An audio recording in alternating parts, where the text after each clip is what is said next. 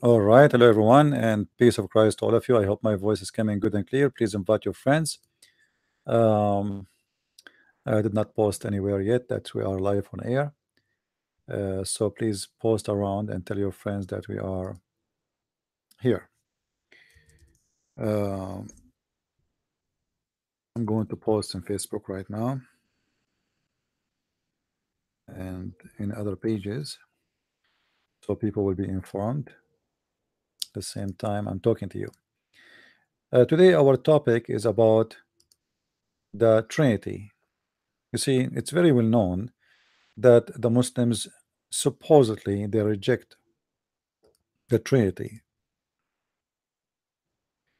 and Trinity is something totally unaccepted in Islam. And Muslims always they keep saying to us that they believe in religion. It's called Islam, which is religion of Tawheed. But none of the Muslims even can tell us what does that mean exactly. I mean, what Tawheed mean? It's just a plain word, mean nothing. And actually, if you go in details in the Arabic language, you will see it is Tawheed does not mean the oneness of God. Actually, it is the opposite. When somebody says I believe in Tawheed, he just admitted that he believe that there is gods, he wanna unite them. Gods. You see, in the Trinity, we don't believe in gods, we need to unite them. We believe in one God. When the Muslims they say they believe in Tawheed, Tawheed is a word in Arabic mean unification or uniting something. If the God is one, how you can unite the God? I mean, what you will do to him exactly?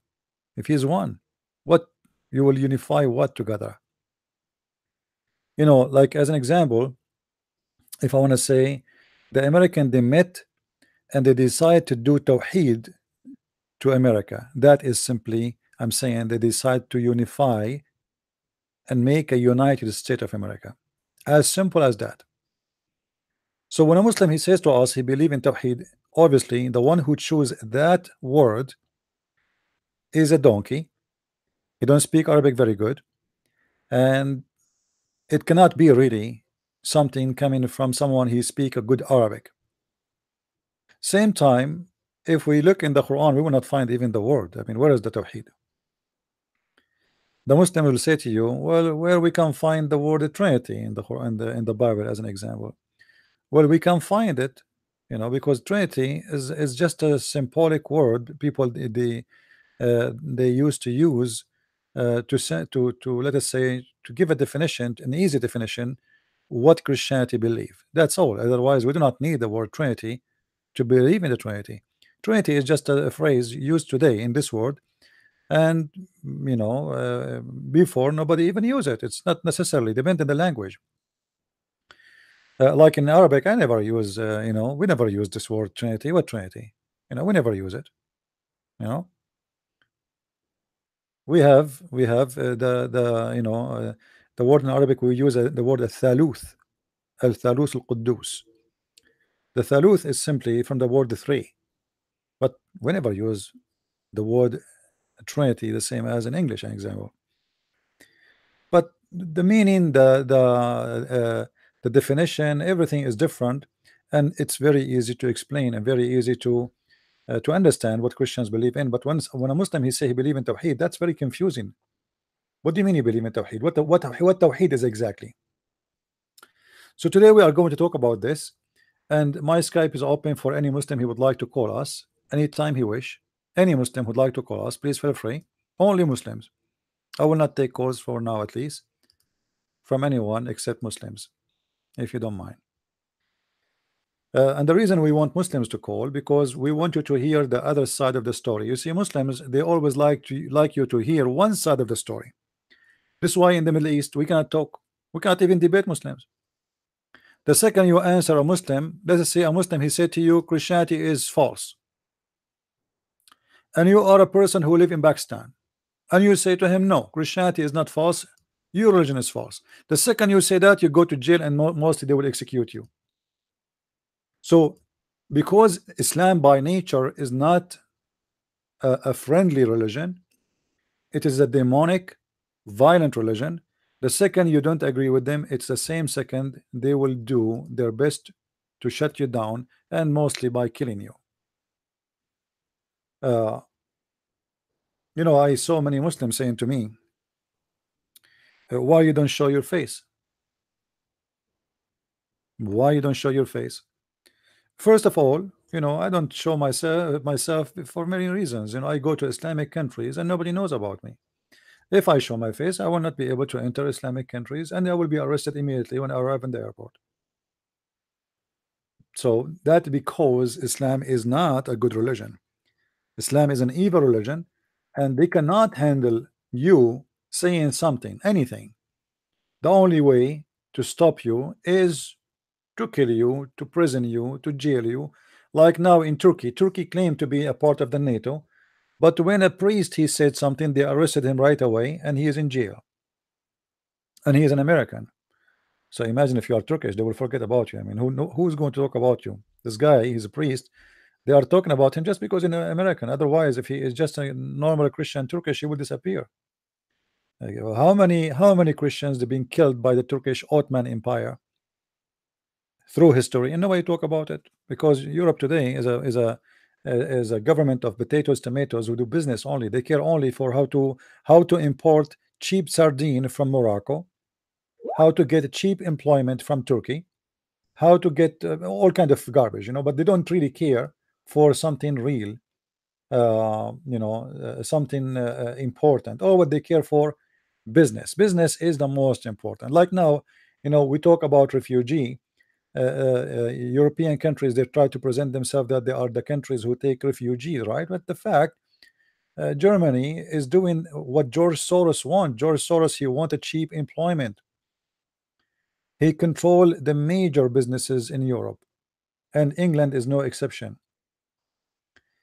And cheap employment is extremely important for those companies and how we can afford them.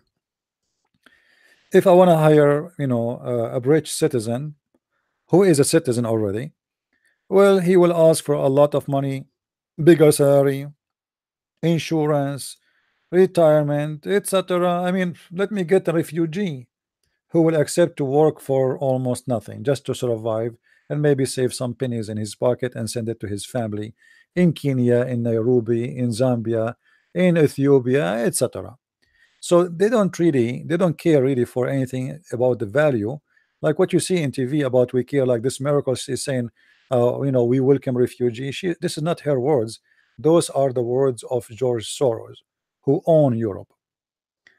George Soros is a man who is really is the same as Muhammad in his time. He owned most of Europe. He owned most of America. He owned most of Canada. He owned most of Australia. He owned most of Saudi Arabia. He owned most of Kuwait. Most of he owned the world. He is the guy who make people kings and president.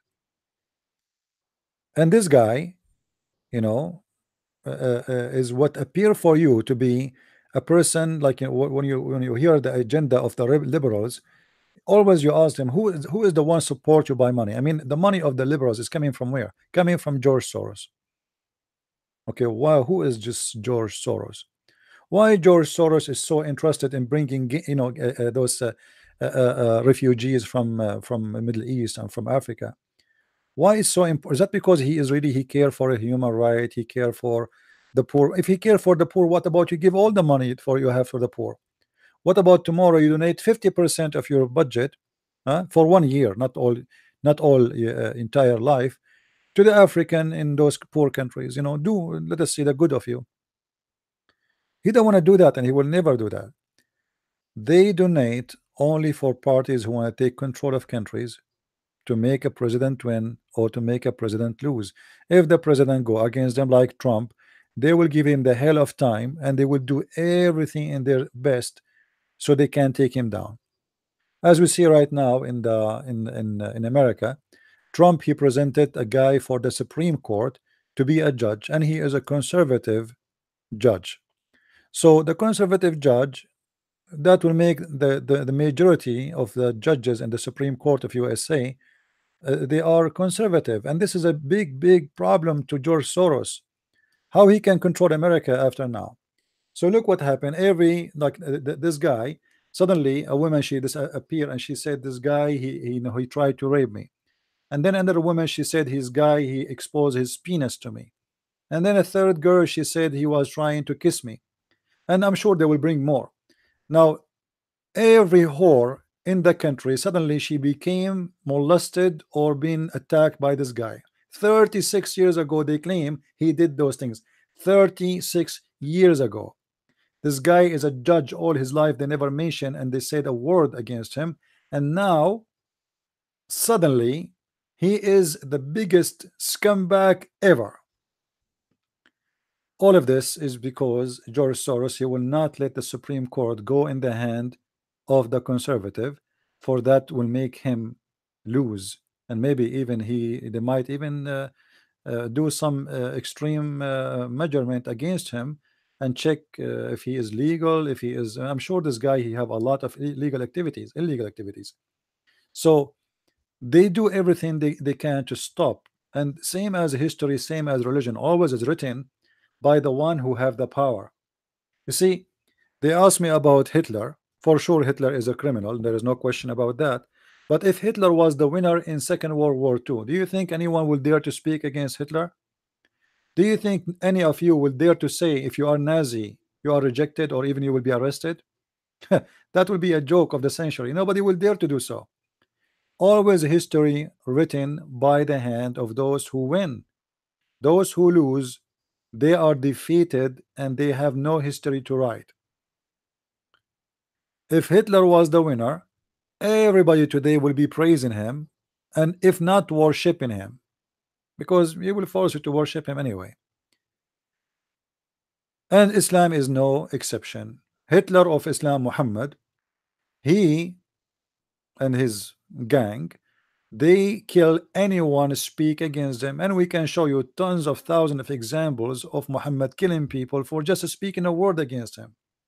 As an example, there's a woman, her name is Qirfa, or there's a guy, his name Abu Akif, or we can quote many stories where Muhammad he killed people just because they said an opinion against him. Somebody, if you say Muhammad is a false prophet, the second you say that, you will be a target to be assassinated by Muhammad gang. Now Muhammad, or let's say the gang of Muhammad became victorious, and they are the one who's writing the history. And the one who write history is the one who tell history. The one who lose, nobody speak about the true history, or at least the other side of the story. You see, today France celebrating the heroes from Algeria.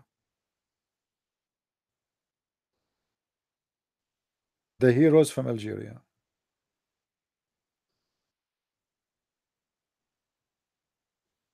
But the heroes of Algeria in France, they are traitor in Algeria. So look, this the two sides of the story. One country is celebrating the Algerian people who joined the French army fighting against the Algerian, calling them heroes. Another country consider them a shameful people who they are betrayed their countries, and if they go there, if they're still alive, they will execute them. Two sides of the story. For one country, they are they are heroes. For the other countries, they are criminals, and they are people who betray their own people, and which means they brought nothing but a shame to themselves. So always when you hear somebody, try to find the two side of the story. And this is why I want Muslims to call me, because I want Muslims to present the two side of the story. We don't want to be the same as the Muslims who like only to hear one side of the story. I don't like that. This is why I encourage Muslims always to call us and we hear them. Now the last debate I have with this guy Dr. Ruhi, if you remember, if you notice, there is some Muslims posting in the text saying this guy is not an imam and he is not a doctor, this guy is a liar, etc. Okay, well, let us say the Muslims are saying this guy is a liar. By the way, this guy, he have a chat room in Paltalk, he's very well known by the Muslims, and none of them he says that this guy is not a doctor and he is not an imam. But because the Muslims always, when they are so much disappointed of debating, or of a debate happened, like if you remember, when I debated Imam al-Husayni, Hisham al-Husayni. Let me see. A poor bird hit my window. I feel sorry for him.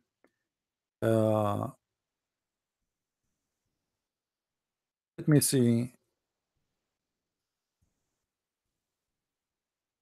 if I can get you the video so you can see the. If you can see the comments, you will see how the Muslims, they are accusing this Imam that I paid him money. I mean, this guy is the head of the Islamic Center of Michigan. He was a consultant for George Bush, supposedly, the stupid George Bush. I don't know how he hired them. God knows how much money he made from the stupid American government. He is a big sheikh for those Abdul in specifically in Michigan, and suddenly he is being paid by me. Why? Because in the debate I made him shish kebab.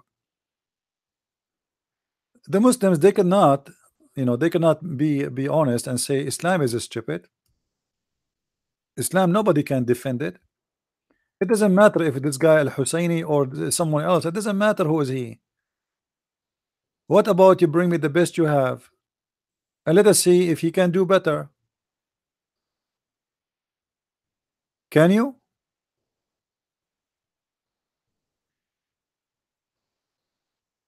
I found a debate with Hisham al-Husayni. Hold on, let me give you a second.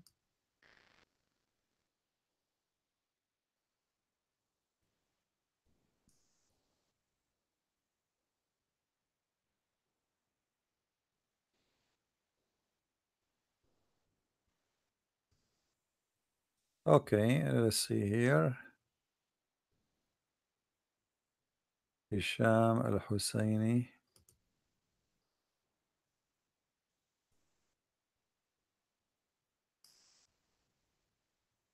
All right. شكرا لكم. اهلا وسهلا. معي كمان الاخ كريستيان. اهلا وسهلا بك. تفضل، معك 7 دقائق من الان. اولا يعني نبدا بالسلام، سلام المسيح على الشيخ هشام، ونرحب به معنا في البرنامج، واتمنى ان يكون هذا النقاش. This is a sheikh. You will see him in the screen. This guy, when he starts speaking with him, as you see, he is wearing the Islamic clothing, and he is a sheikh, and he is well known, and he have interview with the Sean Hannity in Fox News. I mean, this guy is very well known. Still, the Muslims, because they were very much unhappy by what happened in this debate. So what they will do? They have to make a discredit like this guy. He obviously he cannot be a sheikh. I mean, how come he is sheikh but he is so stupid? I mean, have you ever a Muslim he can answer anything? Why you are blaming me? Look how many interview this guy he have. Fox News, all kind of, they could not make him say the truth. Look, this is in Fox News. This guy is very well known, and just because he could not answer me, the Muslim Abdul, they accuse him to be a false sheikh, and even I paid him money, and maybe I give him some potatoes, tomatoes. This is the scenario always. Anyone I debate, I hope the screen is coming. This is the guy. Anyone I debate, he will end to be in the garbage bag of the Islamic basket, because they cannot explain why he could not answer. They could not explain why Islam is so stupid. So what we will do now, I mean, okay, Islam is really in trouble. Islam is stupid. Islam is crazy. If you watch the debate, this guy was jumping left and right. He don't know what to do with himself. He have no idea what to do. الله ترسه هو التقية، هو ترس الله، وبالتالي حتى رسولكم يقول وأمتكم تقول بأن دفاع الله عن نفسه هو بالكذب، ولهذا نرى القرآن يقول بأن الله قد شبه بالمسيح شخصا يشبهه فدافع عنه بهذه الطريقة، وبالتالي فإن الله في القرآن غشاش. المسيح نهانا على أن حتى نقسم إما أن. Anyway, if you see, you can watch the debate in Arabic. You will see how the Muslims, the guy, he is going crazy. He's like, shaking his head. He want to bite himself. He want to beat himself. He don't know what to do. In the beginning of the debate, guys, this guy, he gave me a speech of how friendly Islam is. We today, thanks to Allah, today we are going to talk, me and you Christians, and we are brothers and sisters. And it happened today in this occasion that the same day Miriam, she was born, like the Muslim, they knew when the day of Miriam she was born, and the same day Fatima she was born, but something like that, I forgot exactly, like about, he spoke about Fatima and Maryam. And you know, like if you hear him, you would think this guy is an angel. After I start spanking his religion, suddenly he said in the debate, they will cleanse people like me, which means they will kill us all, people who like me, and he accused me to be a Zionist.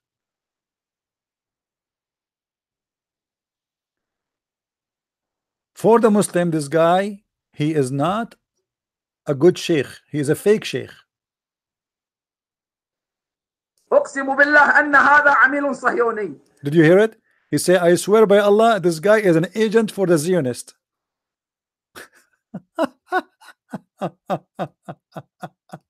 عندك 3 دقائق تفضل.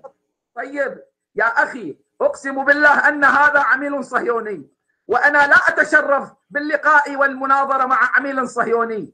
إنه يكره عيسى، إنه يكره التوراة والإنجيل، لأنه يسيء إلى المسيحية بهذا الأسلوب، يسيء إلى الله بهذا الأسلوب، ويتهجم.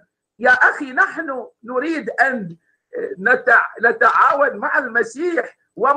Brother, we are trying to get close with the Christians, but this Zionist Christian prince, I swear by Allah, he's a Zionist. I swear by Allah. I mean, he could not answer me about anything. I said, look what he do.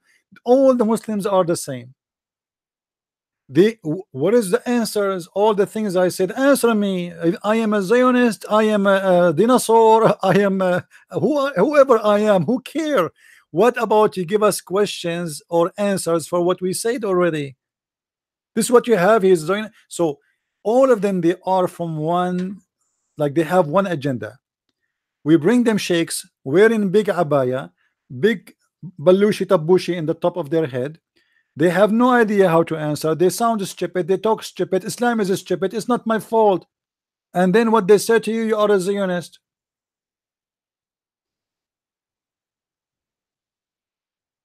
And you know, this is one of the funny things, by the way, about things I do. Because I always say things as it is. As an example, the Protestant get upset from me because I defend the Catholic. I'm not defending the Catholic. I'm saying the truth. The Catholic, they get upset from me because sometimes I say things they don't like to hear. They say, oh, you are taking the side of the Protestants. So everybody is upset from me. The Protestant, the Catholic, the Muslims, the Jews, everybody. Because the second you start saying things as it is, people get upset. The only way to make everybody happy is to be hypocrite. If you say that pictures and icons and statues are wrong, somebody will be upset. If you say, you know, you just say anything. The second you say the truth, people get upset. And I'm just being fair. I'm saying that this has happened always, not only with Muslims, even Christians. I don't take a side. I don't care if you are a Muslim or not. I say things as it is. And none of you Muslims can answer.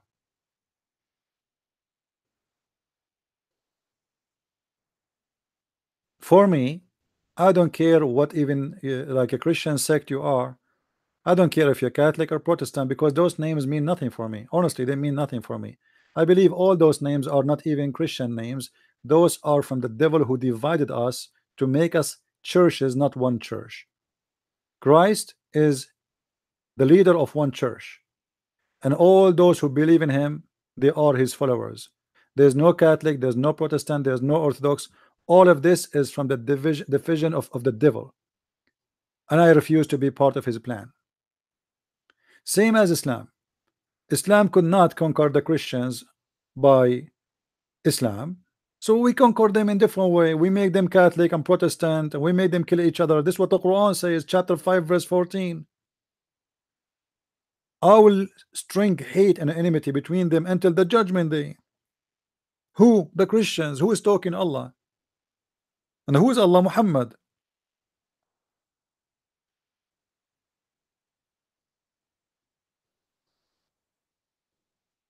We as a Christians, and when I say we as a Christians, you see people, they, by the way, in America, when you say I'm a Christian, it's mean you are saying you are Protestant. That's not true.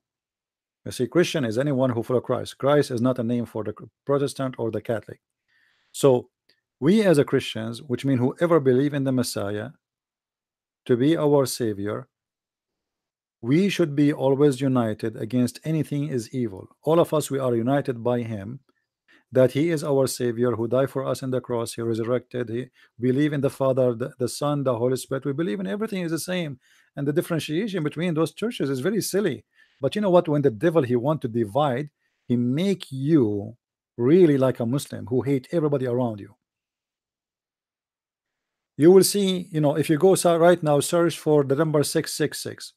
Sometime the Antichrist is Trump, the Pope, Hillary Clinton, Muhammad.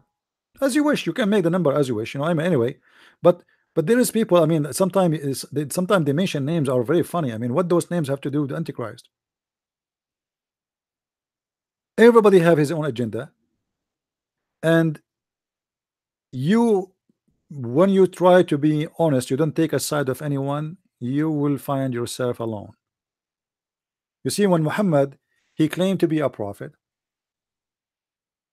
he needed a group to join. He cannot be a prophet without a group. It's the same as somebody going inside the jail and you don't have any gang to join. You have to join a gang to protect yourself. So Muhammad, now he claimed to be a prophet. What he will do? How I can be a prophet? I am not a Christian. I am not a Jew. I am not a Sabian. So what I will do? Muhammad, he found a very smart solution. I am all of those. I am a Christian, I am a Jew, I am a Sabian. But the Sabian, they hate the Jews and they don't believe in the God of the Christian and the Jews. In the book of the Sabian, they call the God of the Jews Satan. That's what the Sabian believe. And the Sabian, they hate the Jews and the God of the Jews for a very simple reason. Anyone knows why? Anyone remember why? Who remember why the Sabian? We mentioned that before.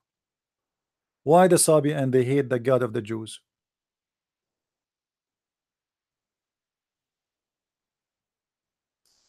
Who remember?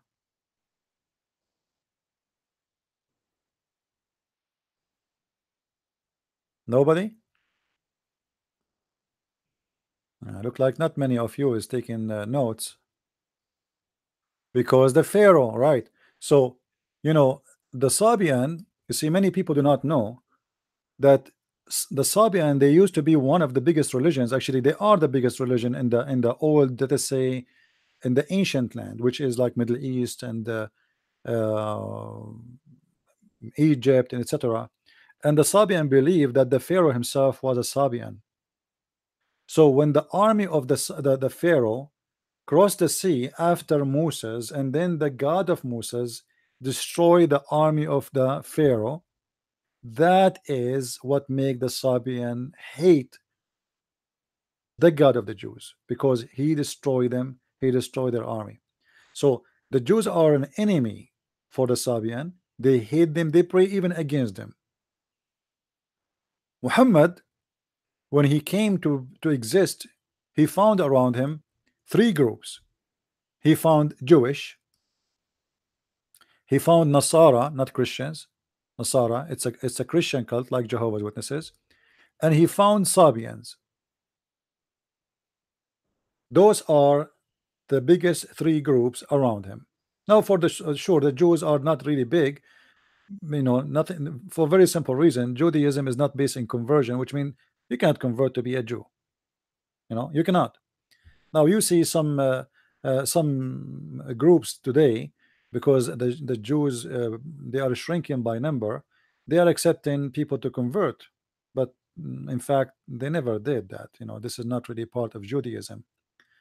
To be a Jew, you have to be born of a Jewish mother and a Jewish father, but specifically a Jewish mother. So it's like something you inherit by birth more than something you can convert to. You cannot convert to be a Jew. So Muhammad, he wanted to be part of a group, and because he is a politically correct person, as long he is weak. In the beginning, he speak to the Sabian, he's a Sabian. He speak to the Jews, he's a Jew. He speak to the Christian, he's a Christian. The same as Obama. As you see in front of you, Muhammad, he promised the Christians, the Jews, the Sabians to go to heaven. I mean, why the Sabian will go to heaven? The Sabian, they worship stars, they believe in creators, there's many gods, and those gods have ranks. So how we promise the Sabian to go to heaven? What is the really the what is behind that? People don't want to think about it. Why Muhammad is promising the Sabian to go to heaven? I challenge any Muslim to tell me why. If there's any Muslim can tell us why the Sabian will go to heaven.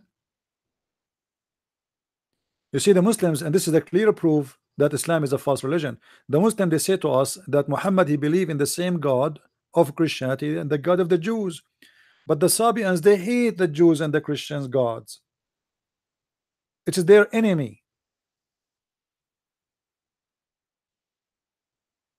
In their books is written that say the devil Adonai, you see, Adonai is one of the words described by the Jewish scriptures about God. Adonai, the same as you say Elohim. So Adonai, the God of the Jews, who taught them to do circumcision, this is an act of the devil for them. You see, the Jews are devilish people. Why? Because they do circumcision. So it's something disgusting they do. The Sabian, they made fun of the Jews for doing that. You must be a devil to do that. So how Muhammad, he accepted the Sabian to be part of heaven? What will it grant a Sabian to go to heaven? If there's any Muslim listening,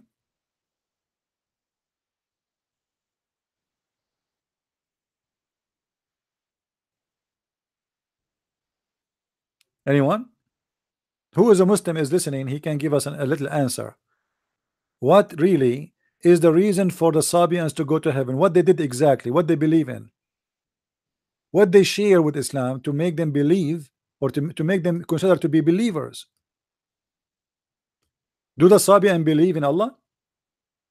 Muslims, do the Sabian believe in Allah?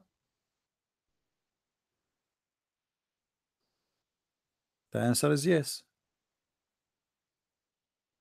Muhammad is a Sabian, and Allah is a word used by the Sabian too.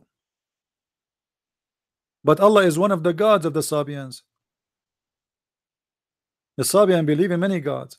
You see, in the Arabian Peninsula, every territory, they have their own god.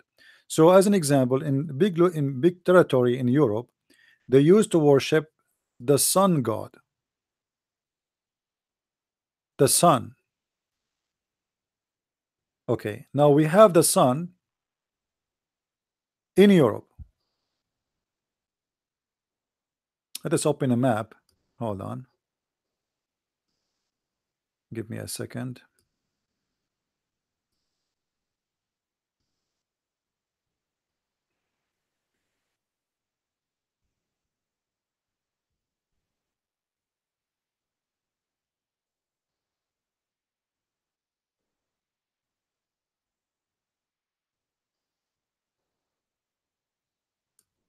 All right.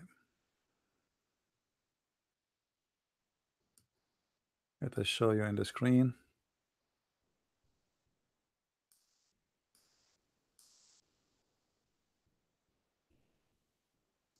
Okay.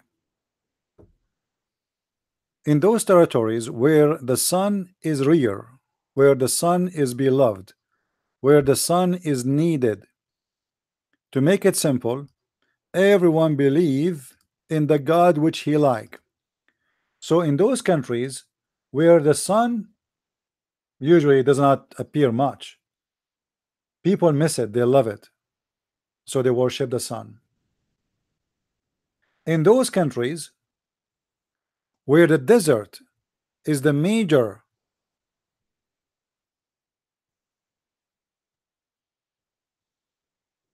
land like Saudi Arabia, Jordan, etc., this area, they are in love with the moon because the sun bring death to them.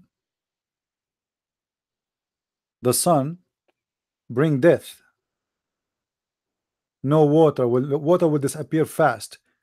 It's hot. It's extremely hot. It's death. It's kill the grass, the animals. Here, the sun bring life. They wait for the sun for long. So the sun is the God to be in love with because they need it. Here, the moon is the God they need. They do not need the sun. They are sick of the sun. So what people used to believe that there is sun God and moon God. And you know, the Muslim, they will say to you, as I saw like the idiot, what his name? I forgot his name. Dr. White. Dr. White, because he is a smart, very smart person, he said, how, you know, a person asked him how Islam believe in the sun, in the moon God. He said to the guy in the church, he said, how the Muslim believe, you know, in the moon God, but the Quran says don't worship the moon. Huh? I mean, what's wrong with you? Why, you know, don't believe in those lies. The Quran says don't worship the moon. But who said if you worship the moon God, you are worshiping the moon, you idiot? The moon God is not the moon. The sun God is not the sun. You see, when Muhammad was reciting the chapter of An-Najm,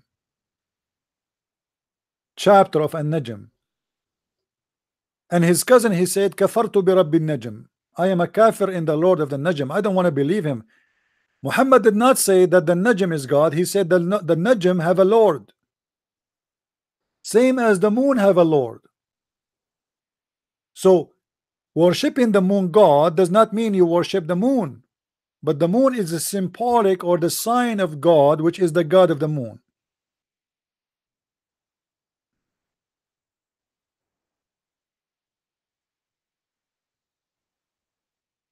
Don't listen to people who have no education, even though they have a PhD, because PhD sometimes is a sign of being stupid, not sign of being smart. And to be honest with you, I never spoke to someone who have a PhD. He can have an answer for anything, because those people they try, you know, they hide behind the degree they earn in university.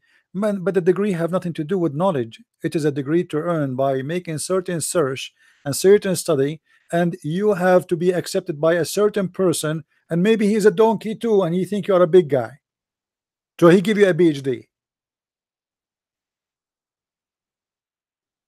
PhD is not a reason to believe that someone is knowledgeable about what he speak about. I remember once I sat next to a blind man in a bus, and it was like few hours travel, and I was astonished by the knowledge of this man, and he's blind.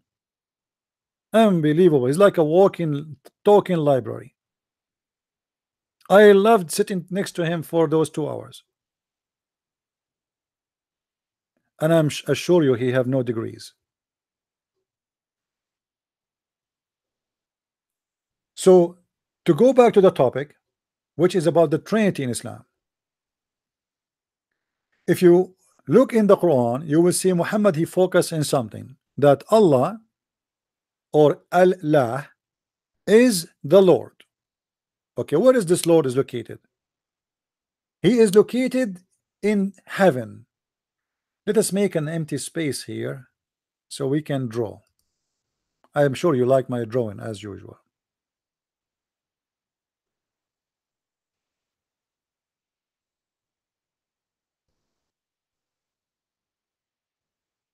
Or maybe we should go to Google Earth. Yeah, let us go to Google Earth. Give me a second.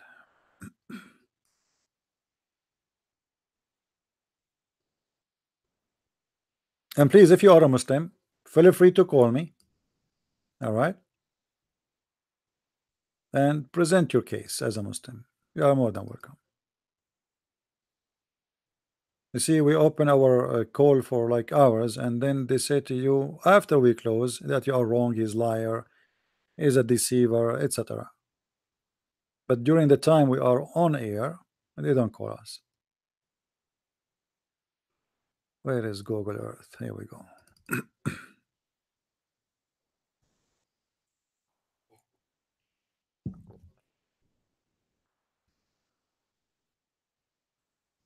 All right. Usually when I open Google Earth, it's slow my internet, but I hope it's not going to be the case this time. All right. So this is in front of us here, our Earth. The Quran focus always that there is a place which is called the house of Allah, and supposedly this is Mecca, and this is Mecca here. Let us make a dot. This is Mecca location here, and then above Mecca exactly, supposedly is the throne of Allah. Allah is sitting here on his throne. Allah, who is sitting in the throne, carried by 8 angels. Every angel have 4 faces. Underneath of him there is air, and above him there is air, as the hadith says. Allah, he sent Adam to India, and actually specifically to Sri Lanka. And then Allah ordered Adam to do Hajj all the way from Sri Lanka all the way to Mecca. I hope the screen is coming clear to you guys. Let me know please if you have any problem. Is it coming good?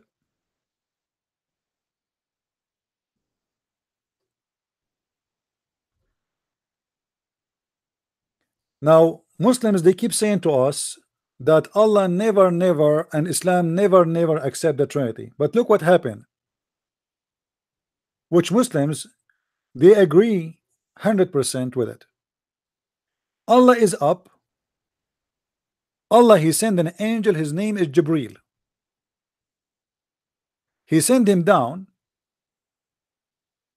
from the sky to this location. Now let us make it blue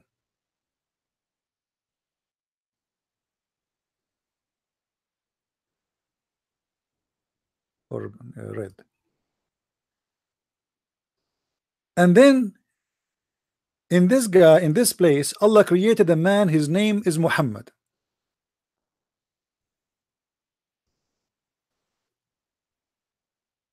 His name is Muhammad.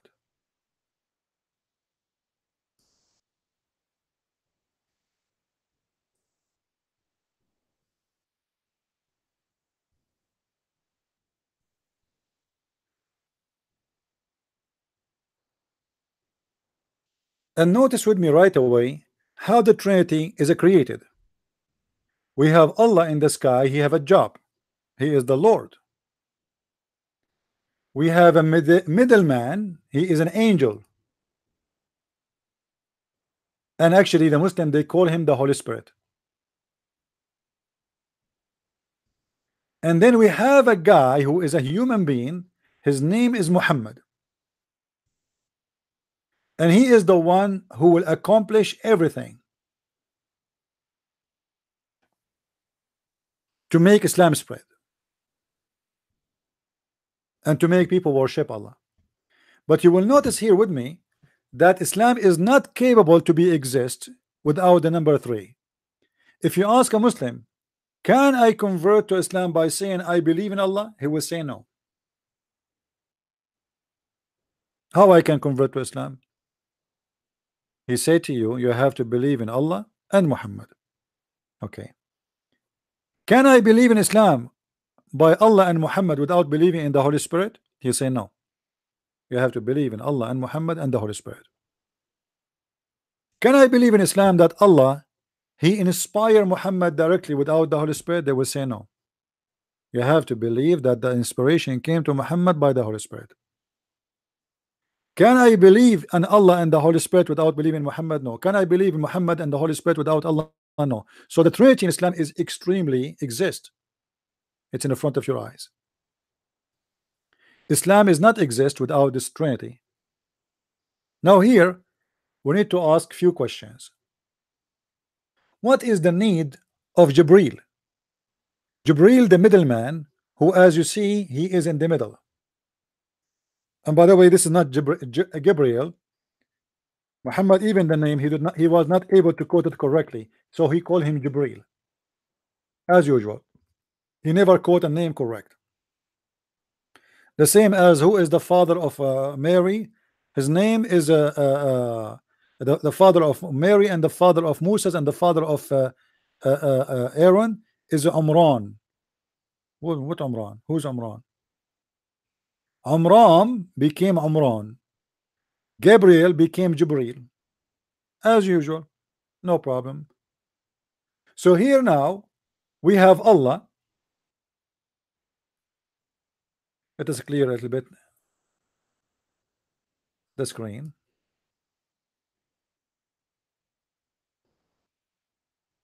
We have Allah.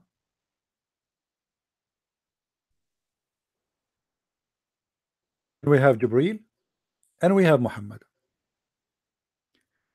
The Trinity of Islam is based, or Islam is based on this Trinity. Now someone might say, well, what about the Quran? Well, the Quran is not a person. Trinity is about person. Allah is a person, Jibril is a person, Muhammad is a person, and Islam based on a three person. But you will notice with me that Islam try always to replace the name of the Messiah.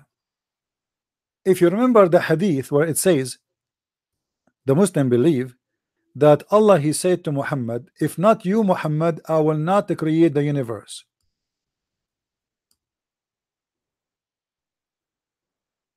If not you, I will not create the universe.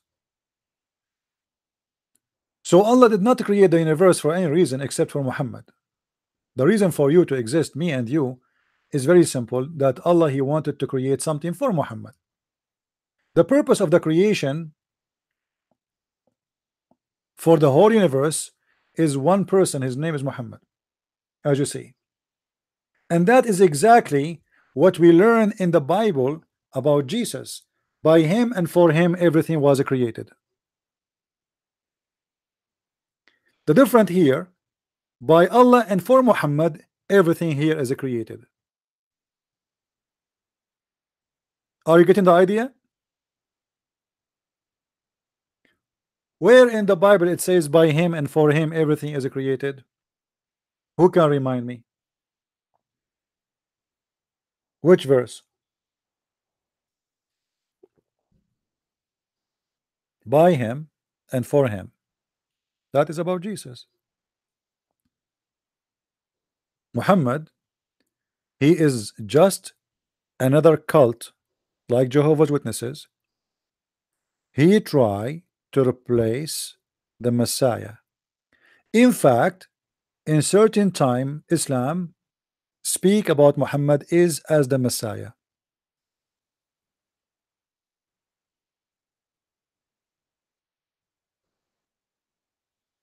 And I believe that in certain time Muhammad, he did not speak about himself to be a new person.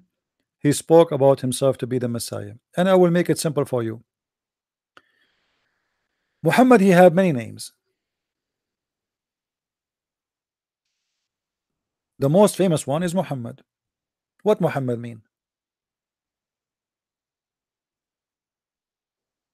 Muhammad mean the praised one. Okay, if Muhammad is the praised one, who is God? Who's God? Muhammad is the praised one. See, Muslim, they believe in the Trinity. They believe in Allah and Muhammad and Jibril. but the praised is one. His name is Muhammad. The second Muhammad, he called himself such a name. He announced himself to be God, for he is the praised one.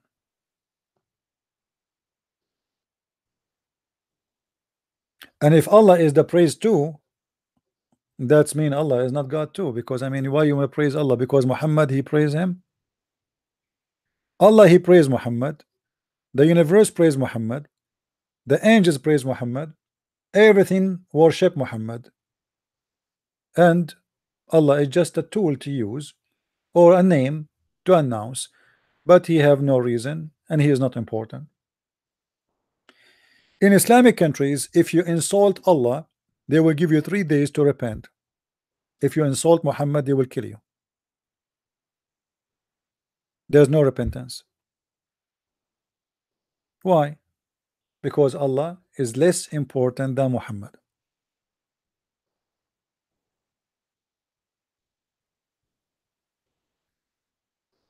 Do we have any Muslim here? He don't agree about anything of what I said? Would like to give me a call? Anyone? What kind of religion believe that if not Muhammad, sky and earth and heaven and hell will not exist? The trees will not exist if not Muhammad. The Shia, actually, they go farther in their madness from the Muslim Sunni. The Shia, they believe that Muhammad and his family, they wear stars or light in the forehead of Allah. So let us draw Allah here. You know me, I'm very good in art. So this is Allah, who have a face of a man.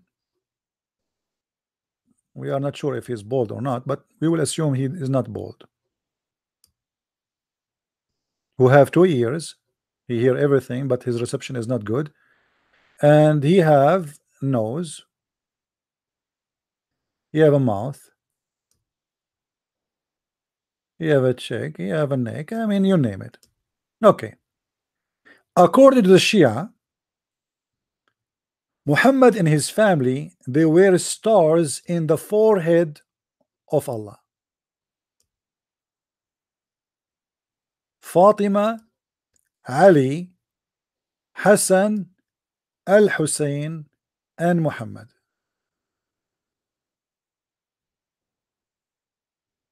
They are made of light, and they are not a human. This is what the Shia believe. Now remember, the Shia, they have a, you know, they are like the master of taqiyya, and they always, if you ask them, do you believe in this, they will say to you, no, we don't believe in this. But their videos are in YouTube in Arabic, you can watch. There's thousands of them speaking about Muhammad, that he is a light. And like, I can quote them even in Arabic. I can do even the same exact voice. حبيبي هذول ما هم بشر, هذول مخلوقات نورانية, هذول ما هم بشر عيوني, هذول نور, رسول الله نور, فاطمة نور, الحسن الحسين أنوار, هذول أنوار أخوي, كلهم أنوار. All of them, they are made of nur. And they used to be in the forehead of Allah, and Allah, because of his mercy, he sent from his nur 5 stars. Are you getting the point? This is the Shia.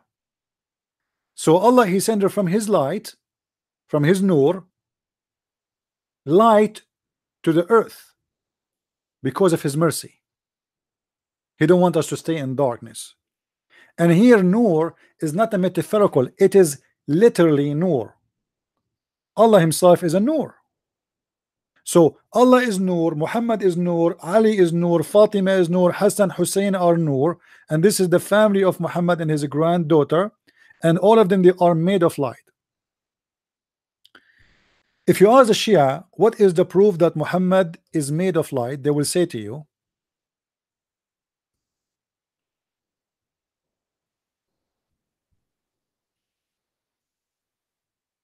is in the Quran.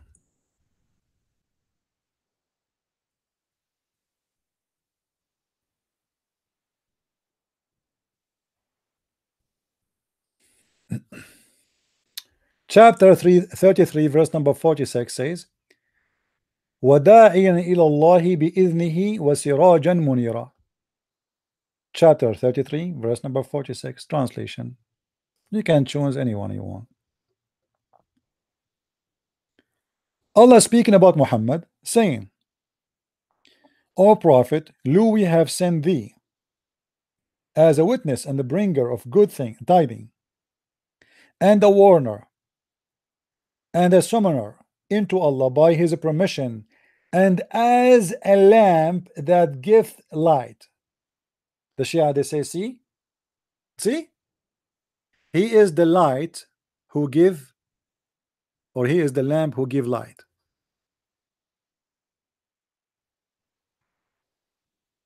It's the Quran. Now here we ask ourselves a very simple question.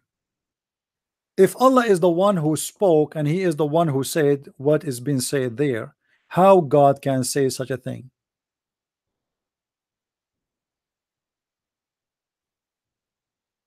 Any Muslim can explain? How Allah he say that Muhammad is the light for the world? Who is the Muslim want to explain to me? Don't you see there's something wrong there?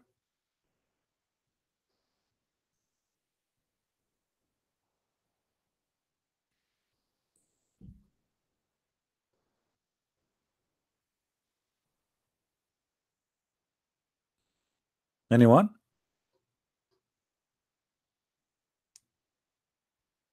How Muhammad can be the light of the world? I mean, what does that mean?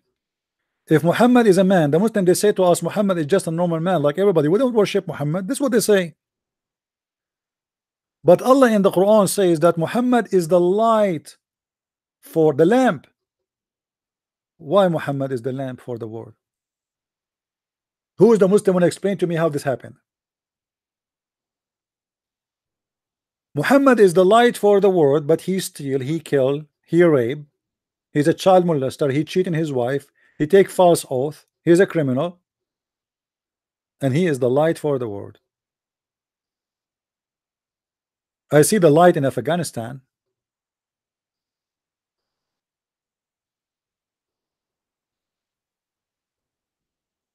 You see, when you say, when the Quran, like, if I give my own translation, the Muslim they will say he is lying. It doesn't say that. Look what the Quran said. And as a lamp. This is their translation. I didn't say I agree. Just wait. A lamp. You know what lamp mean? You see, when somebody is a lamp, when we say he is the lamp, that means he is the source of light. There is videos on YouTube about scientific miracles in the Quran. Just to get you the Abdul busted with their lies. When they, the Muslims they make those miracles, but by doing them, by making them, they expose Islam actually.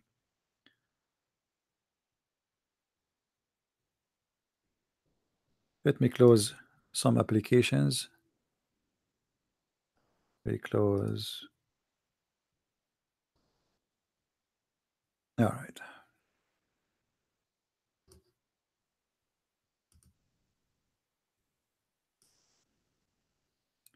If you go in the Quran, or if you go on YouTube, you search for Allah speak about the light of the sun and the moon as a reflection of the light. This is what they say in the miracle. You can watch it on YouTube. Okay, based on what? Let me search for it. Hold on.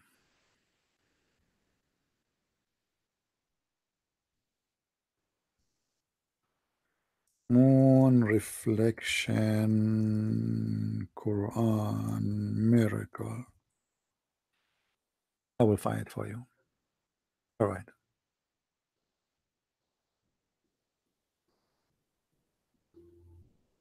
All those here is speaking about how the Quran speak about the sun as a shining light and the moon is a reflect. I mean, the Quran says that, they say yes, and they use their own translation to prove to you such a thing.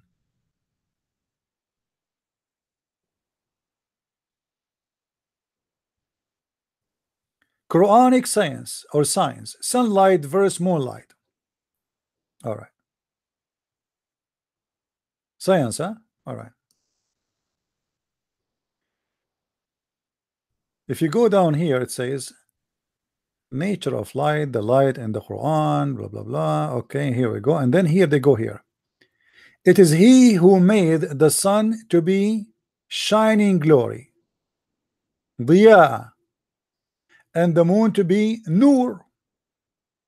Okay, hold on.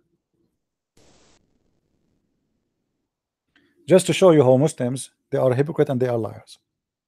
They are saying to you that the word nur is a reflection light.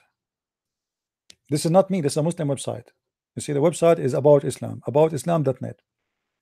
The word nur is what? Is the reflection light. The word diya is the shining glory, is the lamp. Okay, and then they quote for you different verse. They say, and made the moon a light, nur, and he made the light, the lamp, siraj. Okay, hold on. The reason I'm showing you the Muslim translation, just to show you how stupid what you just said. They just admitted that Muhammad is God. In the same time, they just admitted that Allah is nothing but a reflection of Muhammad. Why? I hope you guys are taking notes with me. And I hope later I will see some of you downloading the videos and saving those parts. Let us take a note. The word nur is reflection light. The word nur is reflection light, and the word diya is the lamp, according to them, not according to me. Read with me carefully here. If we go down a little bit, it says,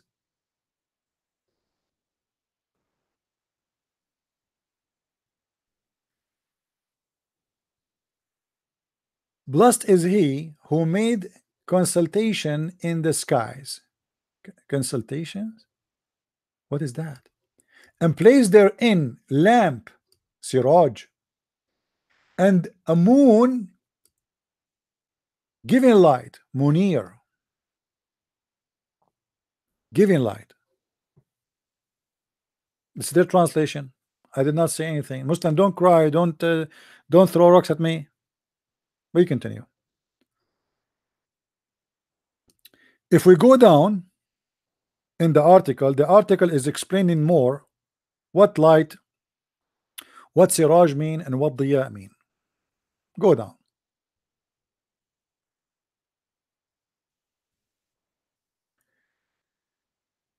Why were different Arabic terms used to describe each light source?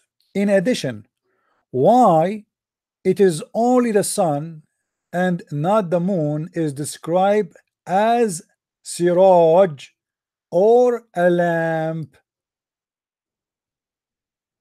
Why? Muslims asking a question, and you know, when a Muslim he gets smart, I mean, he break all rules. This is a Muslim, he's getting smart. So why Allah in the Quran he described two different light with two Arabic words, they are not the same?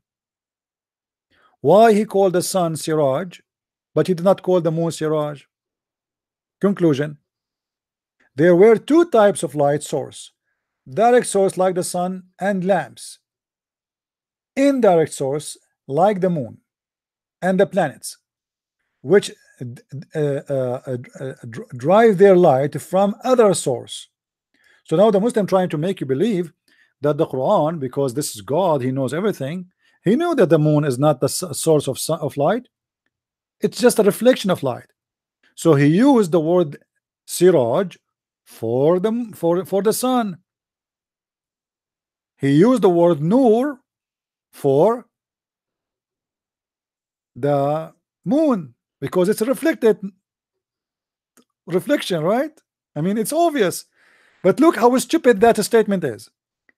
Just the verse before that, the one we were talking about Muhammad, do you remember what we were reading there? We were reading the Quran describing one thing as Nur and Siraj in the same time. Remember, the Muslim are the one who said Nur is a reflection, Siraj is the lamp. And this is why Allah, because he's so smart, he speaks Arabic very well, he described the moon as Nur, he described the sun as Siraj. But if we go in this verse here, it says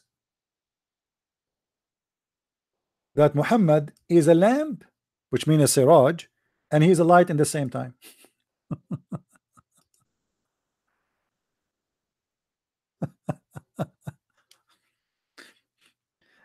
To make it simple for you, the word here light is Nur.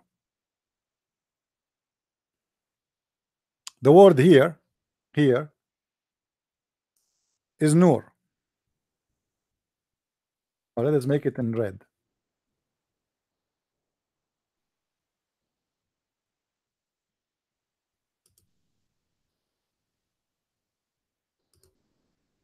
This word here is Nur. Okay. And this word here is a Siraj.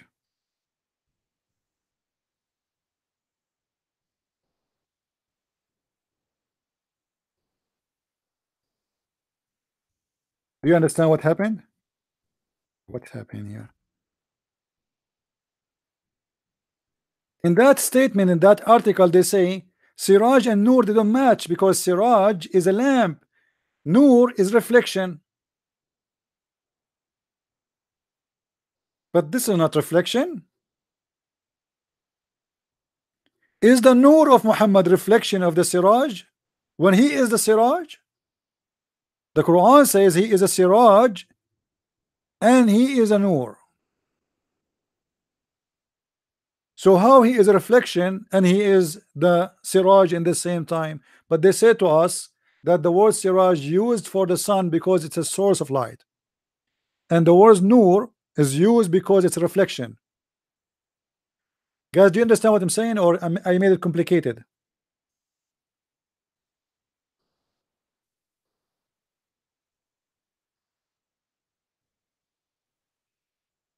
Do you understand what I'm saying, or it became complicated for you?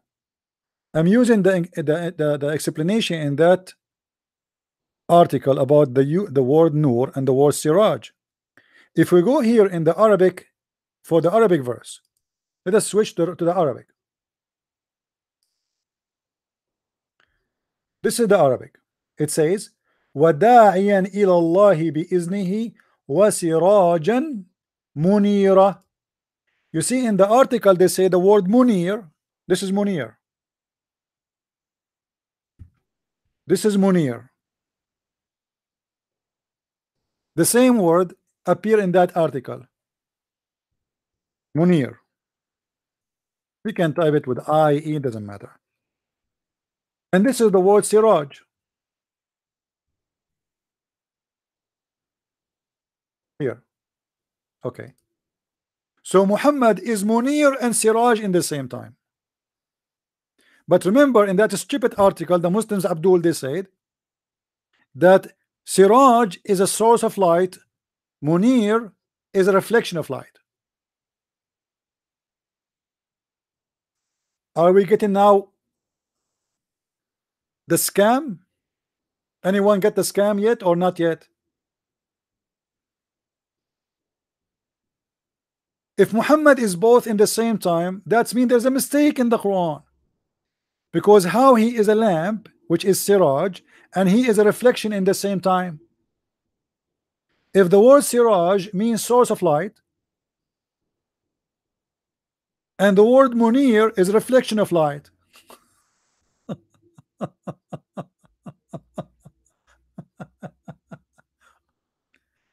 You know, those articles are the most stupid articles ever, and the one who wrote them, obviously he did not take a shower for 10 years, and he was busy killing fleas in his head during the time he wrote the articles. And mostly most of the ink was dropping in the article was coming from the butt of the fleas.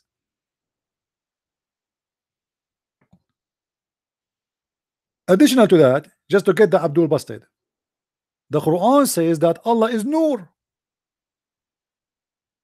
Allah is Nur. So how the word Nur mean reflection of light if Allah himself is Nur? And now we have a problem because of this article. The Muslim, they said, by claiming that the word Siraj, which I agree with them, by the way, the word Siraj is a lamp.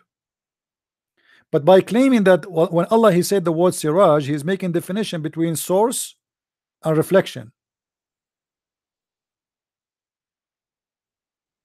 If this is the case, then Muhammad is the source and he is the reflection in the same time. And that's mean Allah is not the source of anything. Muhammad is the lamp, and Munir, according to them, present the reflection of a light, not a source of light. So Muhammad is the lamp who reflect light. How he is Siraj, who is a source, and he reflect in the same time. There's a contradiction. However,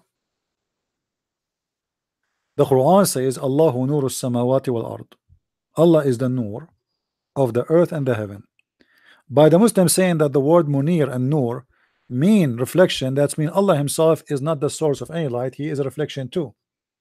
And by saying that Muhammad is Siraj and Siraj is the source of light, that's mean Muhammad is God and Allah is nothing but a reflection. He is the same as the moon.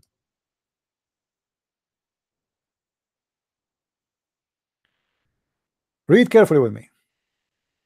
There are two types of light source: direct source, the sun like a lamps, and indirect source like moon, plants, which deliver their lights from the source. In more than one verse, Allah SWT described the sun as a lamp because both the sun and lamp share the property of being direct source of light. Arabic language is therefore more exact in using two different terms. Nur, hold on. Nur and Diya. Nur and Diya. That also have same meaning in other languages, are actually different terms of what source light they refer. The Quran also described the sun as Siraj, meaning glowing or a flaming lamp, or to show how sun luminous and bring with a flame. Again, this is so like this is scientific blah blah blah blah blah blah. Allah SWT is Nur. Allah himself is a Nur. Prophet, peace upon him, is Siraj.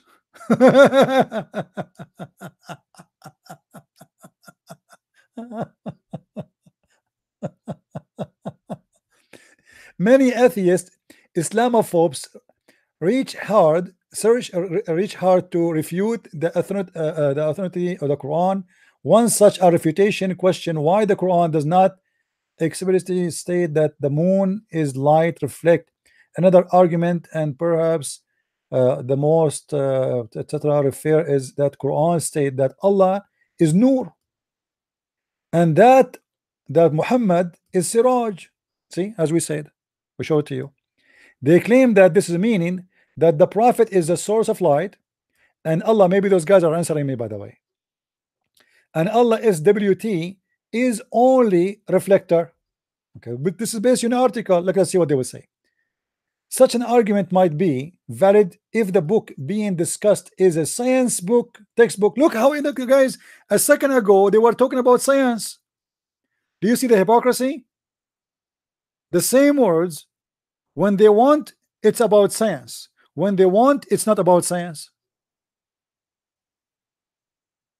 This argument is valid if the book is being discussed is a science book. So why you are the one is saying that Allah, the discovery of science? Aren't you the one saying here just the 2 lines before that this is discovery of science? Do you see it? Who is the one who brought this argument to make it about science? Isn't it you?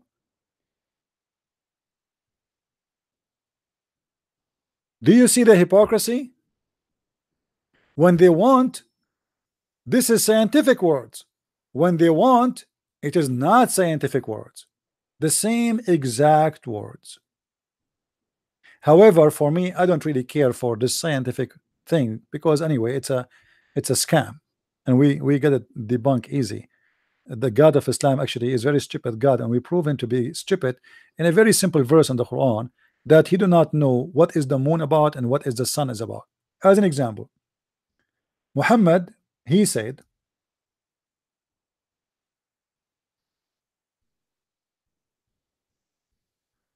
in the Quran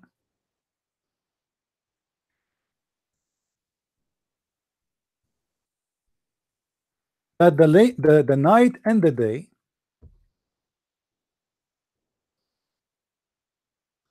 they run, and the moon and the sun.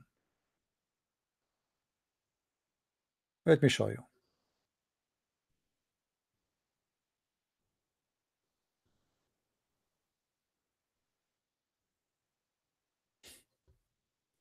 There's no God. He can be in any way like have a little bit of knowledge. He will say such a thing. This is very stupid.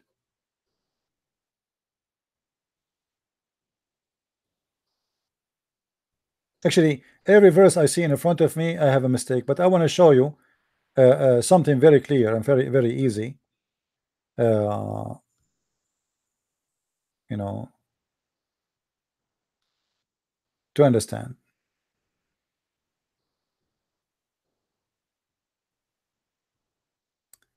Which one I will choose? All right, read with me this one. Chapter 21, verse number 33. 21:33.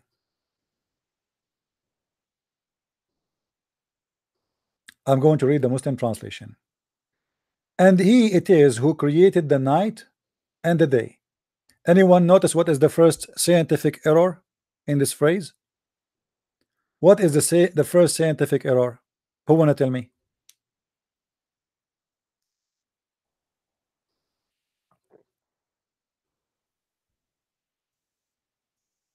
Anyone notice? What is the first scientific error in this sentence?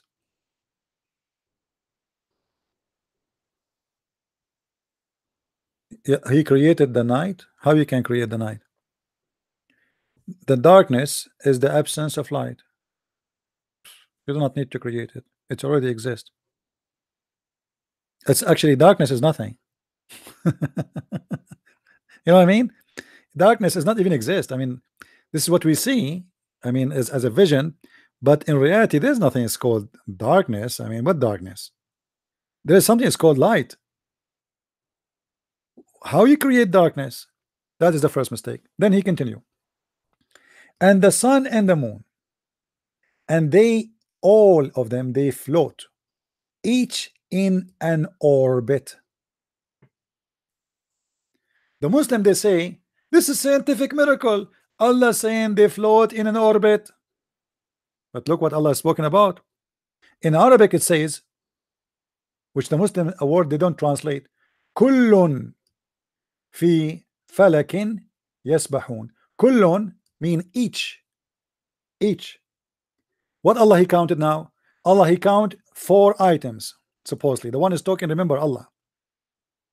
Item number 1 is the night. Item number 2 is the day. And item number 3 is the sun. Item number 4 is the moon. And then he says each they swim in a ship, not orbit, by the way.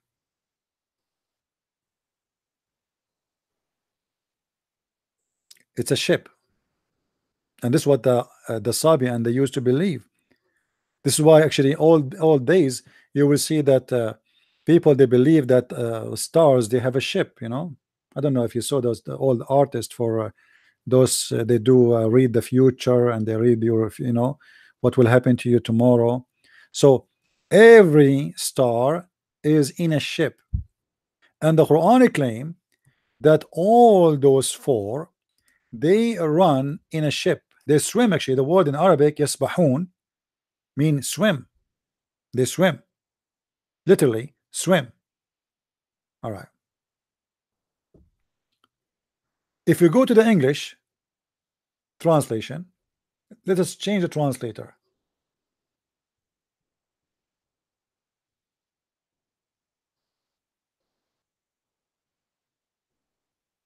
Read carefully with me. And he it is who has created the night, that day, the sun, the moon, and each floating in a boat. Anyone notice the mistake? What is the mistake here? Additional for the first one, where it says Allah created the night or the darkness. What is the mistake here? Who noticed?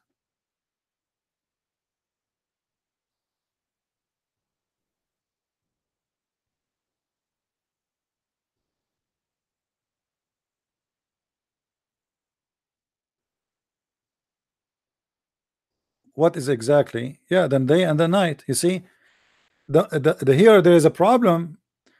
The Quran added the day and the night, they are swimming, the same as the moon and the sun.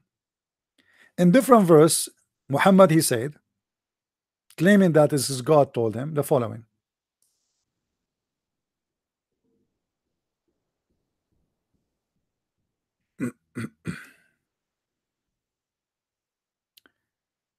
Uh,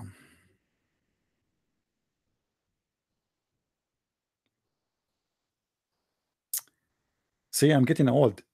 I'm trying to remember the verse. See what happened to you? Okay. What the verse, man? It wasn't a second in my mouth. Unbelievable. I just switched the website, and now I which verse? What the verse? What a verse? Okay.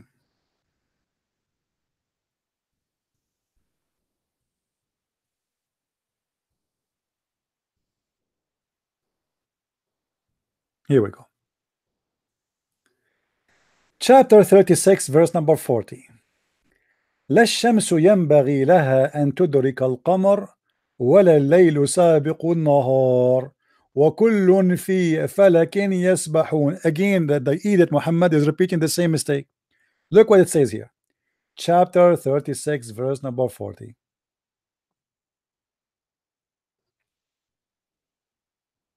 It is not for the sun to overtake the moon.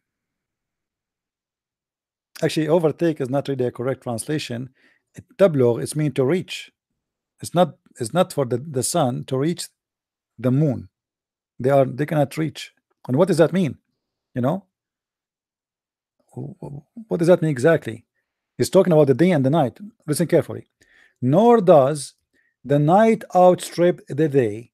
They float each in, they swim each in a ship.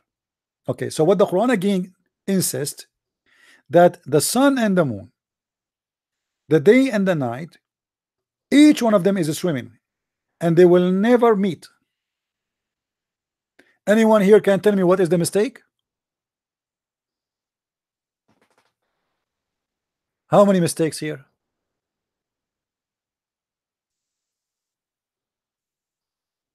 Anyone?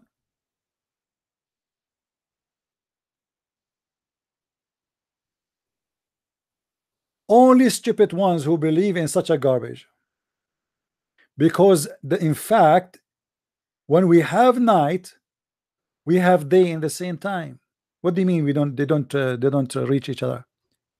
And what we explain and what we say about what it's called the eclipse, isn't it in the middle of the day suddenly we have night? How this happen? Because the moon reach the darkness reach the day. You know what I mean? We can have day and night in the same time. We can. Allah, he says you cannot. Why? Because the sun is a floating and the moon is a floating, and they will never reach each other, and the moon and the night and the sun and the day and the night, they will never outstrip each other. But for sure this is a stupid mistake because we know that we have day when we have night in the same time. Or what happened, Muhammad, you do not know that when we have daytime in Australia, we have nighttime in different place in the same earth. He thought, because he's a false prophet, speaking that God told him that the earth have night, and when there's night there's no day.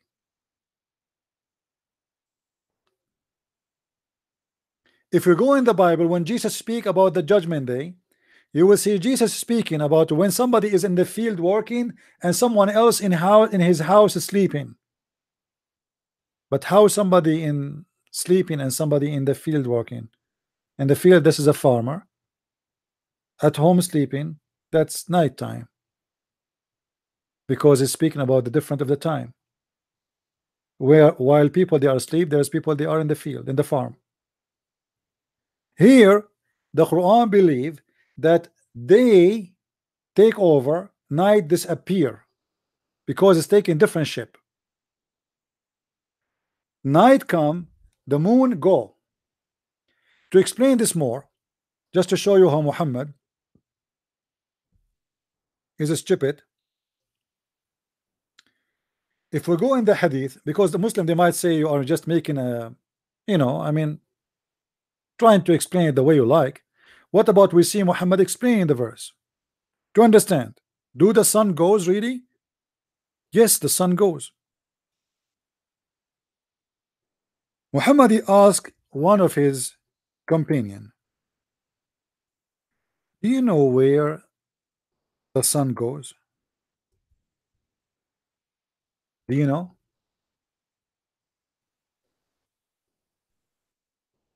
Read with me carefully, because Muslim they might say he is fabricating the meaning. It does not mean that.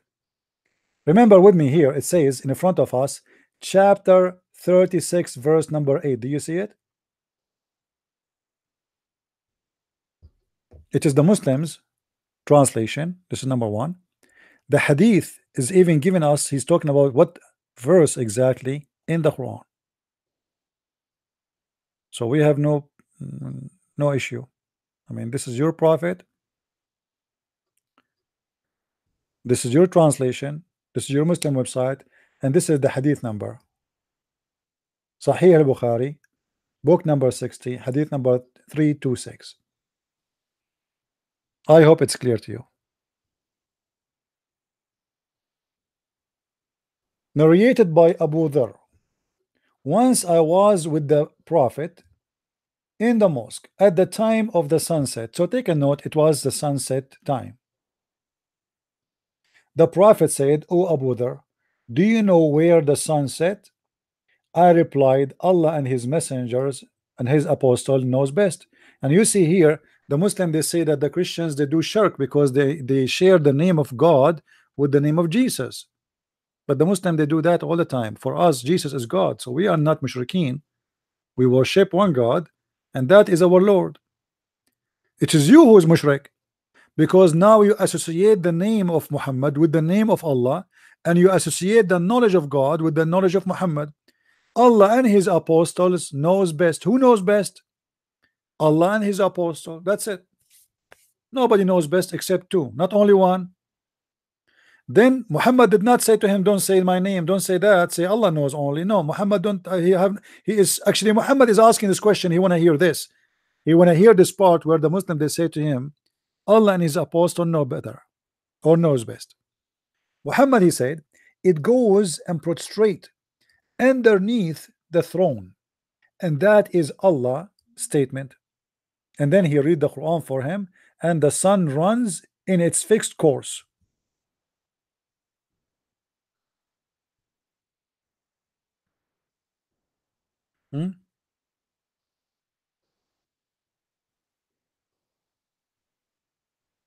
Guys, if somebody have a question, you don't understand of something what I said, tell me.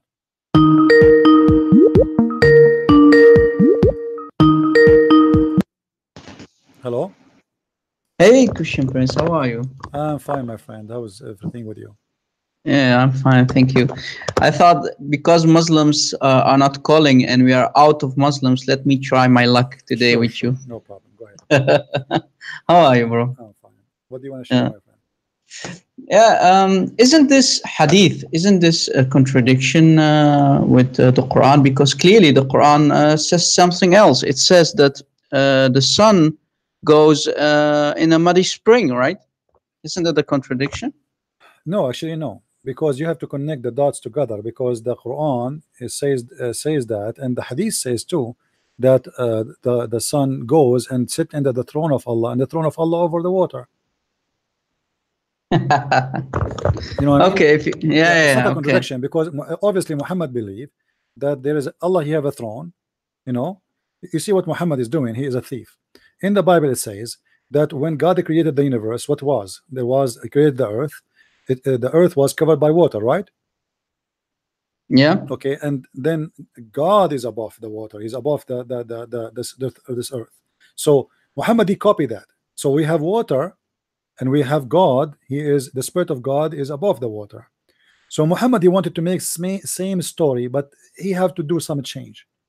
So now he come with some mix of legends that there is a sun found by Alexander the Great, sitting in a murky water.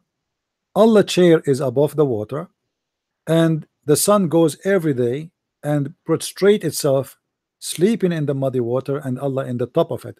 And then Allah, and he's trying to explain why the sun disappearing, and that is very logical to understand at that time, because if you go right now, if we go to the beach and you notice the sun is going down, you will think the sun is going inside the ocean, correct? Yes. Okay, this is the normal like a normal behavior from a human being to believe in the old days, because they see every day, whoever live close to the beach, he will see the sun coming down and going inside the water, and even the water getting red. Okay, but what are you going to do with the mud? Because it says a muddy spring. Well, this is the reason it's called muddy, because obviously that area is muddy. This is why it turned red. You know what I mean? And not only muddy, it is hot too, because hamia is not only muddy, it is boiling. It's hot, yes, Yeah. boiling. Yes. So because the sun is hot and it's going down in that water, and that water, the color changed and became muddy because it boiled, and because of the sun is inside it, is going to mix between the water and the mud. So Muhammad, if you go in the hadith here, let us see the hadith, the same hadith I mentioned to you, which are proving that there's no contradiction.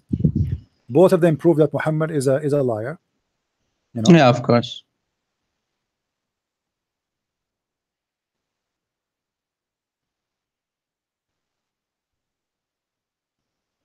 Let's see. Do you see the hadith? Here we go.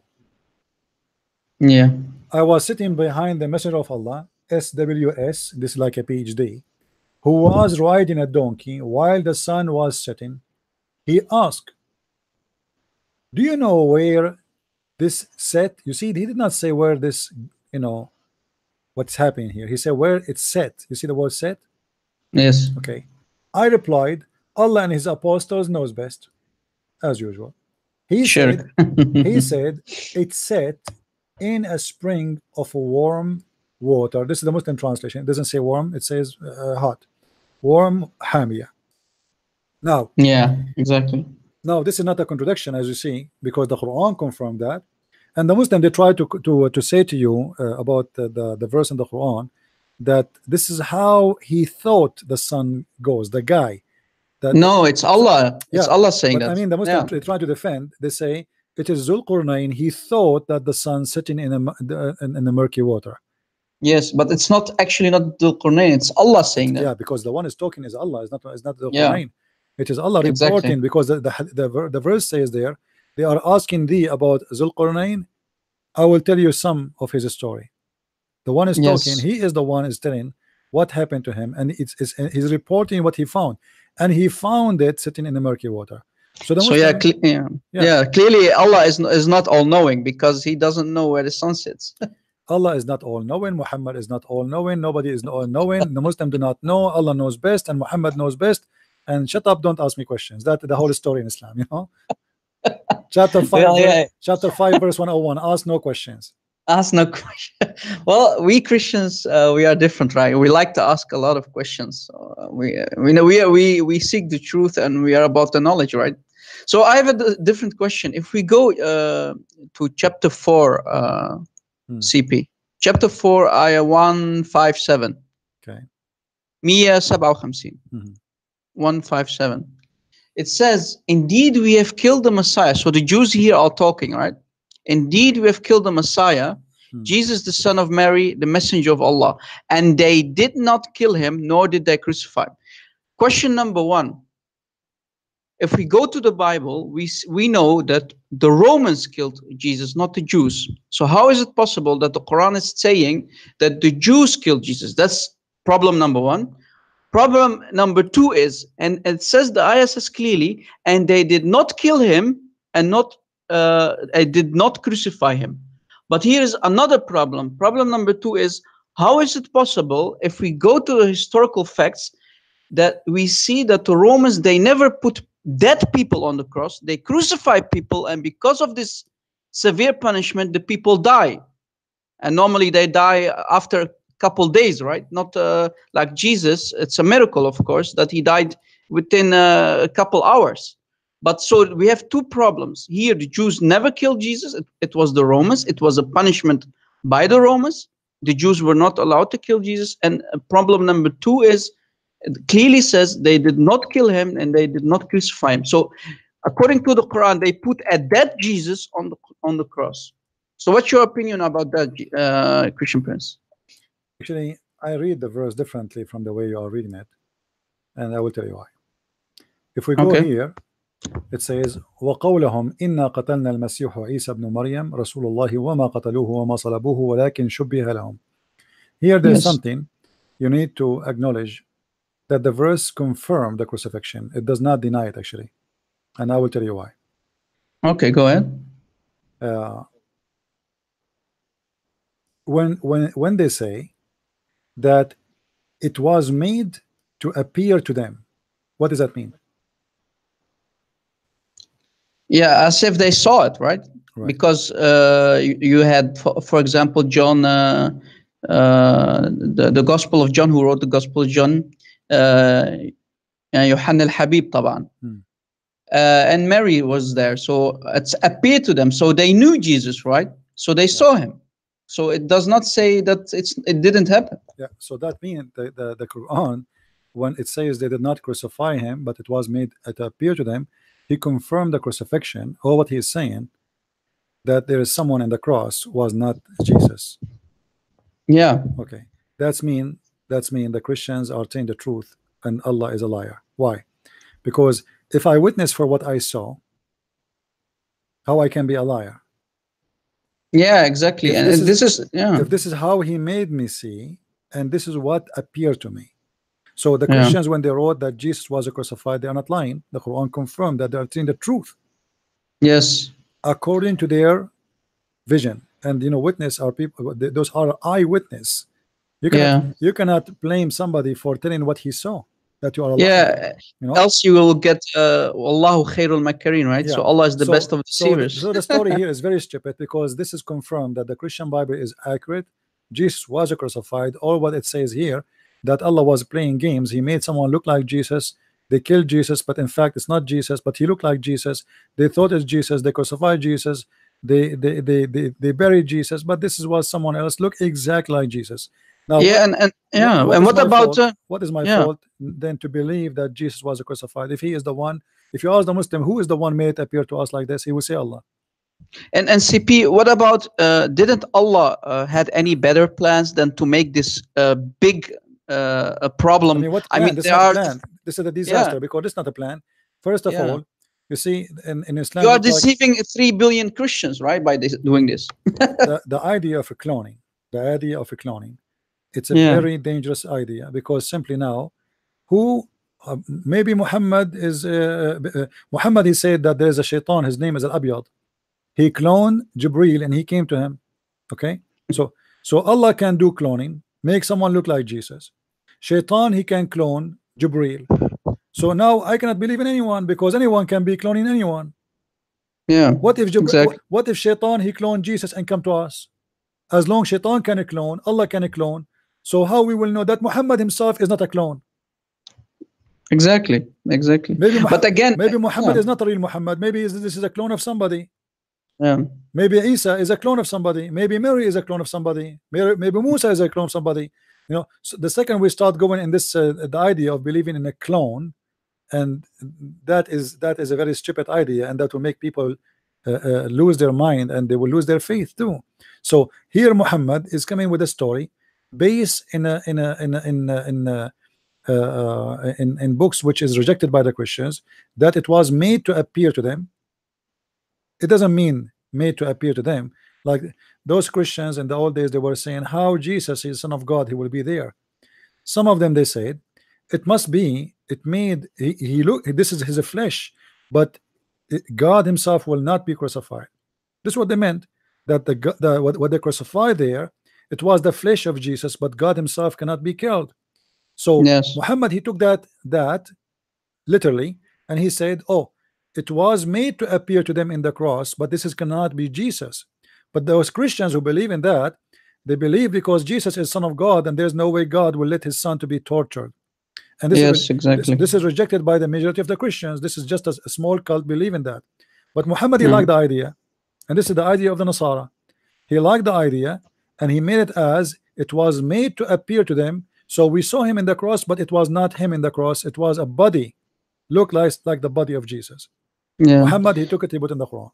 Yeah, CP, I understand your point of view about this ayah 157, but still, if we're going to read it literally, I agree with you, bro, about your opinion.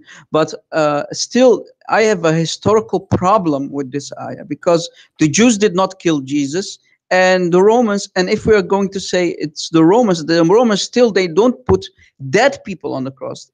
The people are alive on the cross, and they die after a couple days because of this severe punishment, right? No, So but either Jesus, way, he was hit by the spear in his chest and he died. You know, that will make his death faster.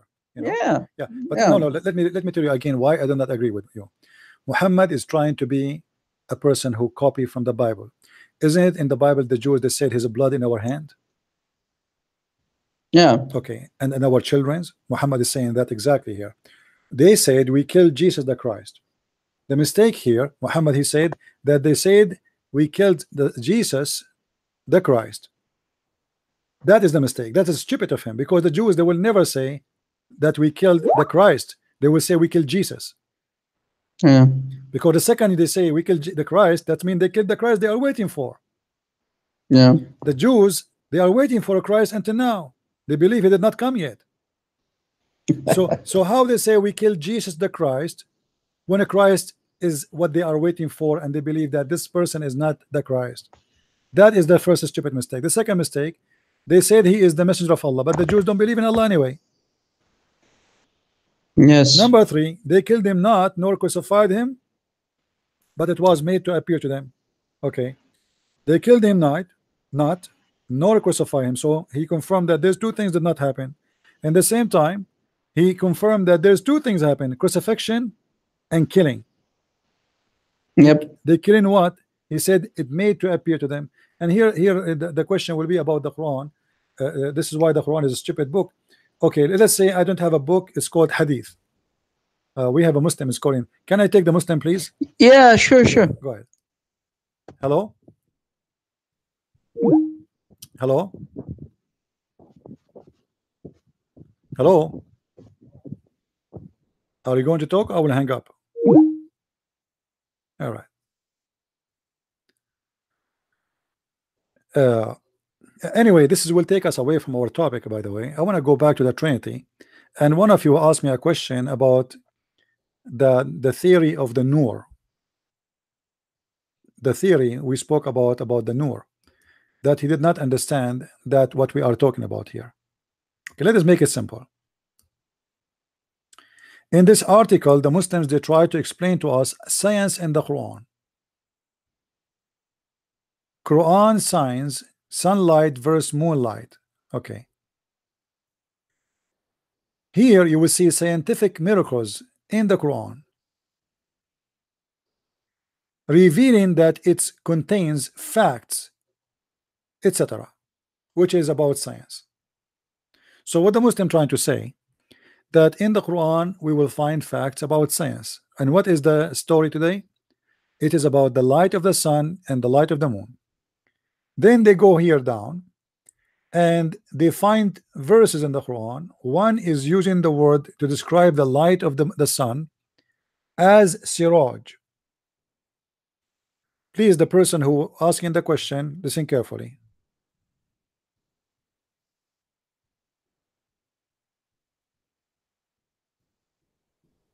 The word they try to use here, they say, if you read with me, chapter 10, verse number 5, it is he who made the sun to be shining glory, diya. So this is the word means shining glory, diya. And then the moon to be light, nur. So what is the word light? Nur. Later they will say to us that the word nur mean reflection. The word diya mean glowing, like, you know, like the sun glowing. And made the moon, this is a different verse, 71:16, a light. And here they put between two brackets the word Arabic word nur in their midst, and made the sun a glorious lamp. The word here is siraj. Okay, so now take a note, please, if you to follow with me, the one who don't understand, take a note. The word siraj is a lamp, glorious lamp. Who is the one saying that? The Muslims. The word nur is about the reflected light. Down there they will explain to us. Chapter Al-Furqan.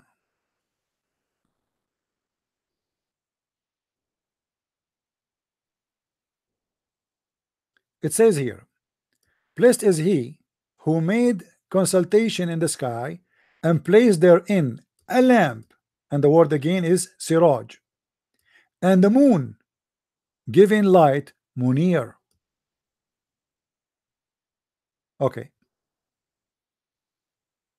so now we have the word munir, which is the same as nur, and the word siraj, which is a lamp. Are you guys following with me? So if we make maybe I need to open Microsoft document. Give me a second. The problem is that because you don't speak Arabic, so it's going to take you a little bit of time to follow up with me. Give me a second, please.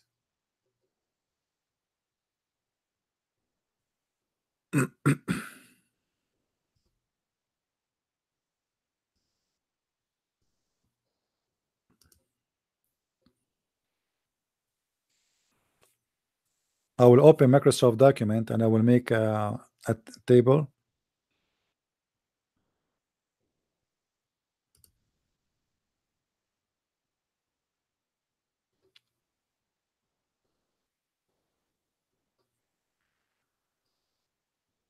All right. So here,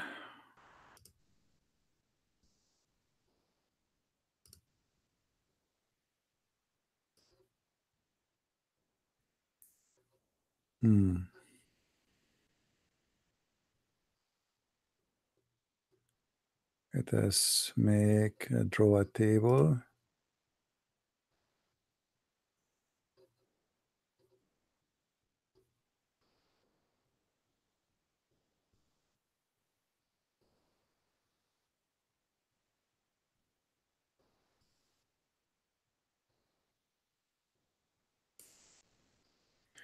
All right. I am going to copy from that website the word they gave us exactly as it is.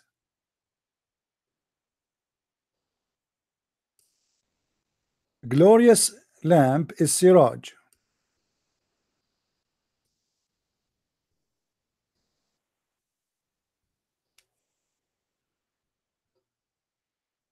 This is for the sun, used for the sun.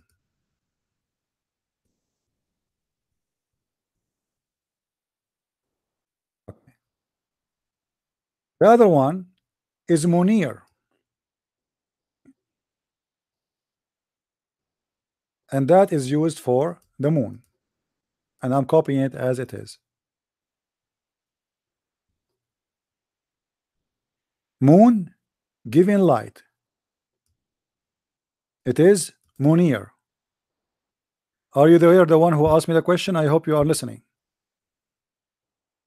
All right.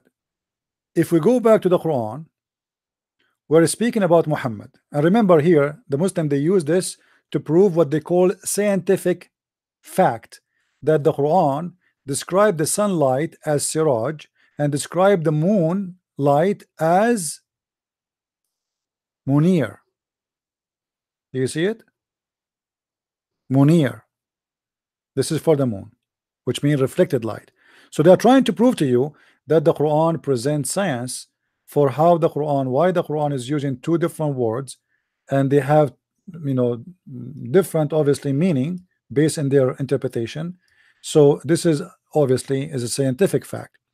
And we made a glowing lamp siraj, chapter 78 verse number 13. So they are giving you examples. And now here, and they are saying there,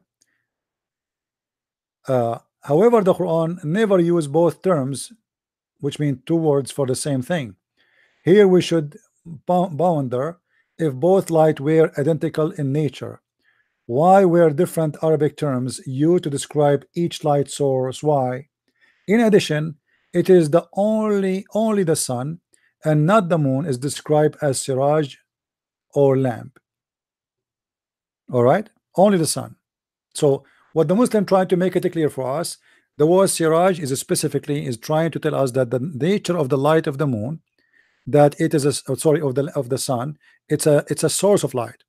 The word munir is about, it is a reflection of light.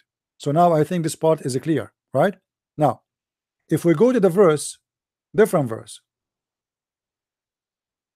where the Quran said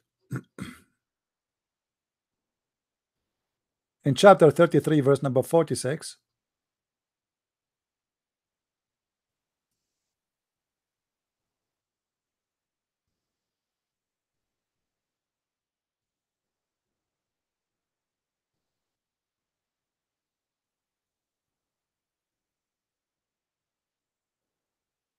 this is the Muslim translation, as a lamp spreading light.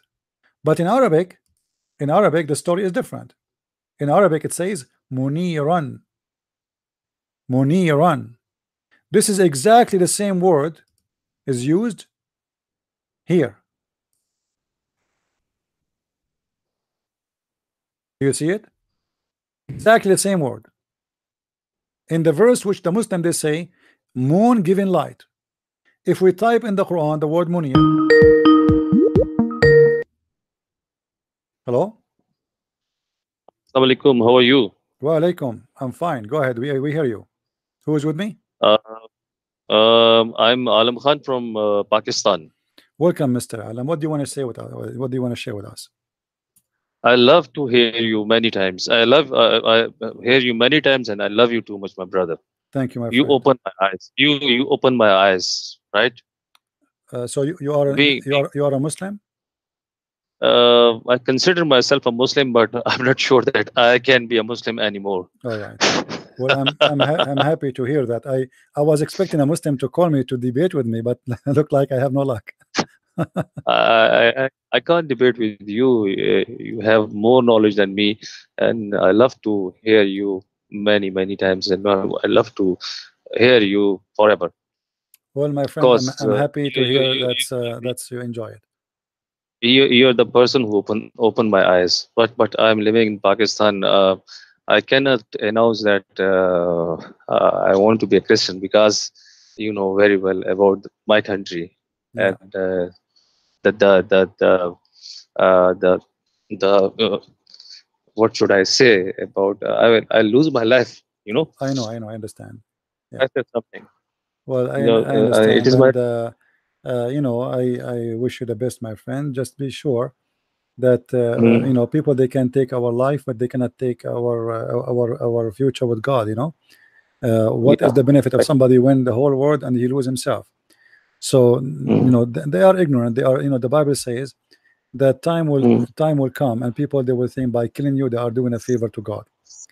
And this mm. is always from Satan, because you know, how you can do favor to God by killing someone? I mean, especially if he's just let us say somebody is So, wrong. Let us say somebody is wrong in his belief.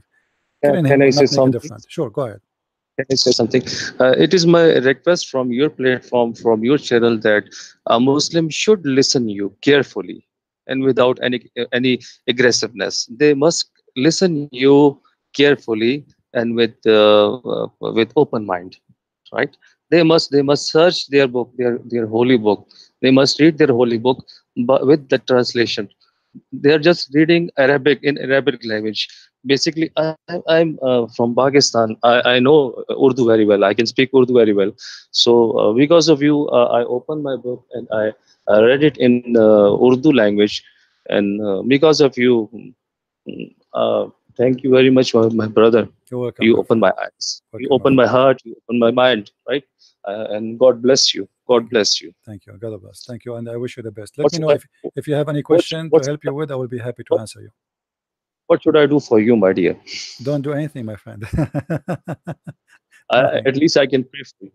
I can pray for you. Well, I appreciate all the prayer of everybody. You know, there's many people, they pray against me, but I don't care for their prayers. For sure, I will like to hear, you know, or people to pray, and we pray for everybody. We pray. I will pray for you too. So thank you for I, calling. I'm so happy to hear you.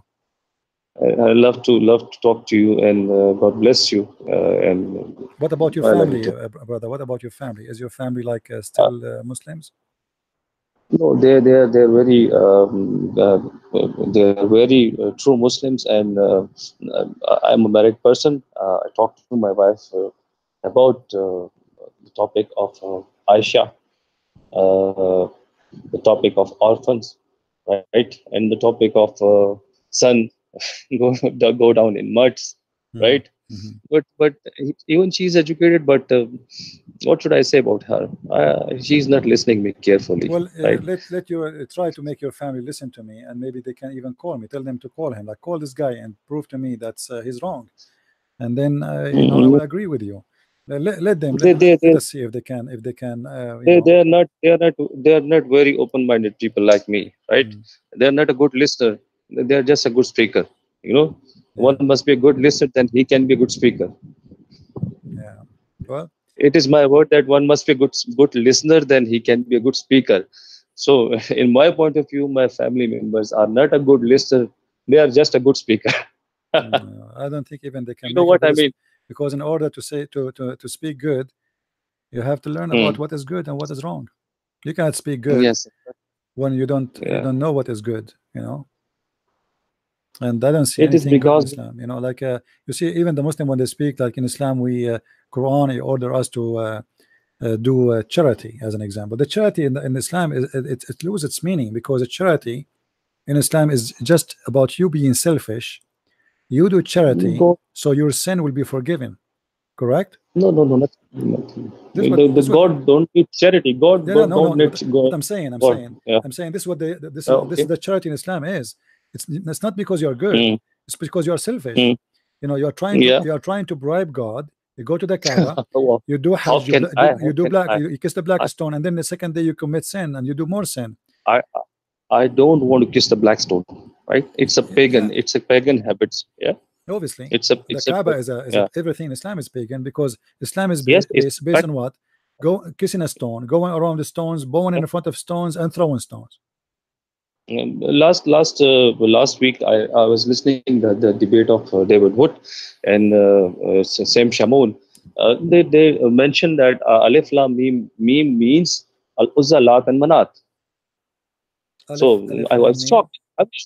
Alif Lam Mim means Al Uzza, Lat, and Manat. They were the idol in Kaaba Hmm. before the Prophet of Islam. Okay. It is basically Haruf Muqatta'at. Muqatta'at means Alif, Lam, Mim, right? Hmm. David Wood and Sam Shamoon discuss it.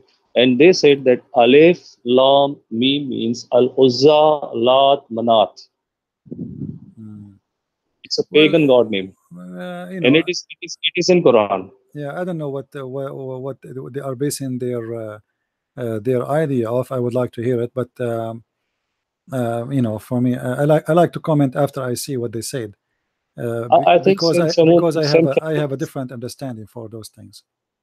I listened to the lecture of Sam Shamoon, and I think so. Sam Shamoon mentioned it that Alif Lam Mim means Al Uzza, Lat, and Manat. Well, it's possible. Everything is possible. You know, this religion, Yeah, this religion but I'm a is a bit confused. is a case of delusion, and Yeah. everything is possible in that inside that box. After listening many scholar of from you people, Christian people, I'm getting confused about my religion, and I don't want to stay anymore as a Muslim. Well, obviously, Islam Telling the truth. Islam is a stupid religion. You know, forget about who want to say to you, you know, I mean, you do not need to be a Christian. This is your choice. For me, Yeah, I would be happy to help you to accept the Messiah. But Islam is yeah. stupid to be. It's stupid to be a Muslim. This is how I see it. It's stupid. You know, Right. what kind of God? Like, let us say, bring me all great example about Muhammad, which is absolutely a fabrication. But however, how I can believe in God? He promised me women is for sex in heaven, and they are created just for sex. I mean, what kind of God this Lust. God is? You You mean know? lust?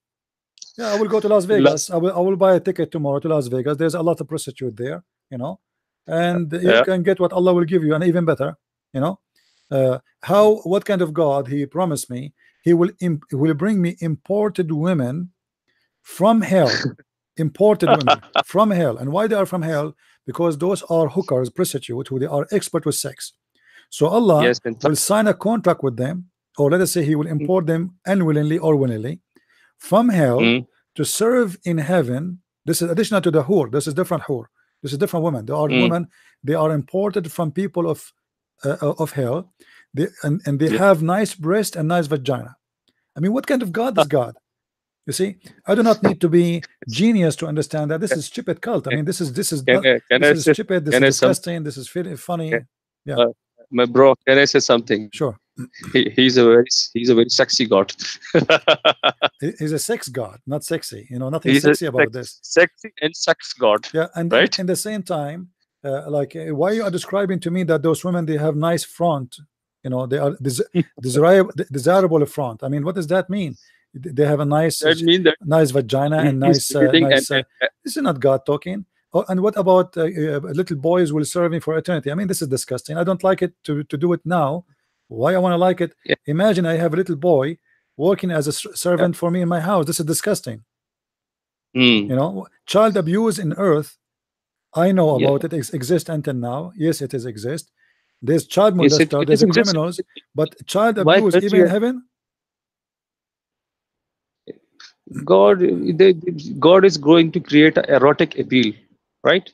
Allah is going to create an erotic appeal in the mind of people that I will provide you the lust in heaven, right? Yeah, and What kind of God he is? What kind God, of God he is?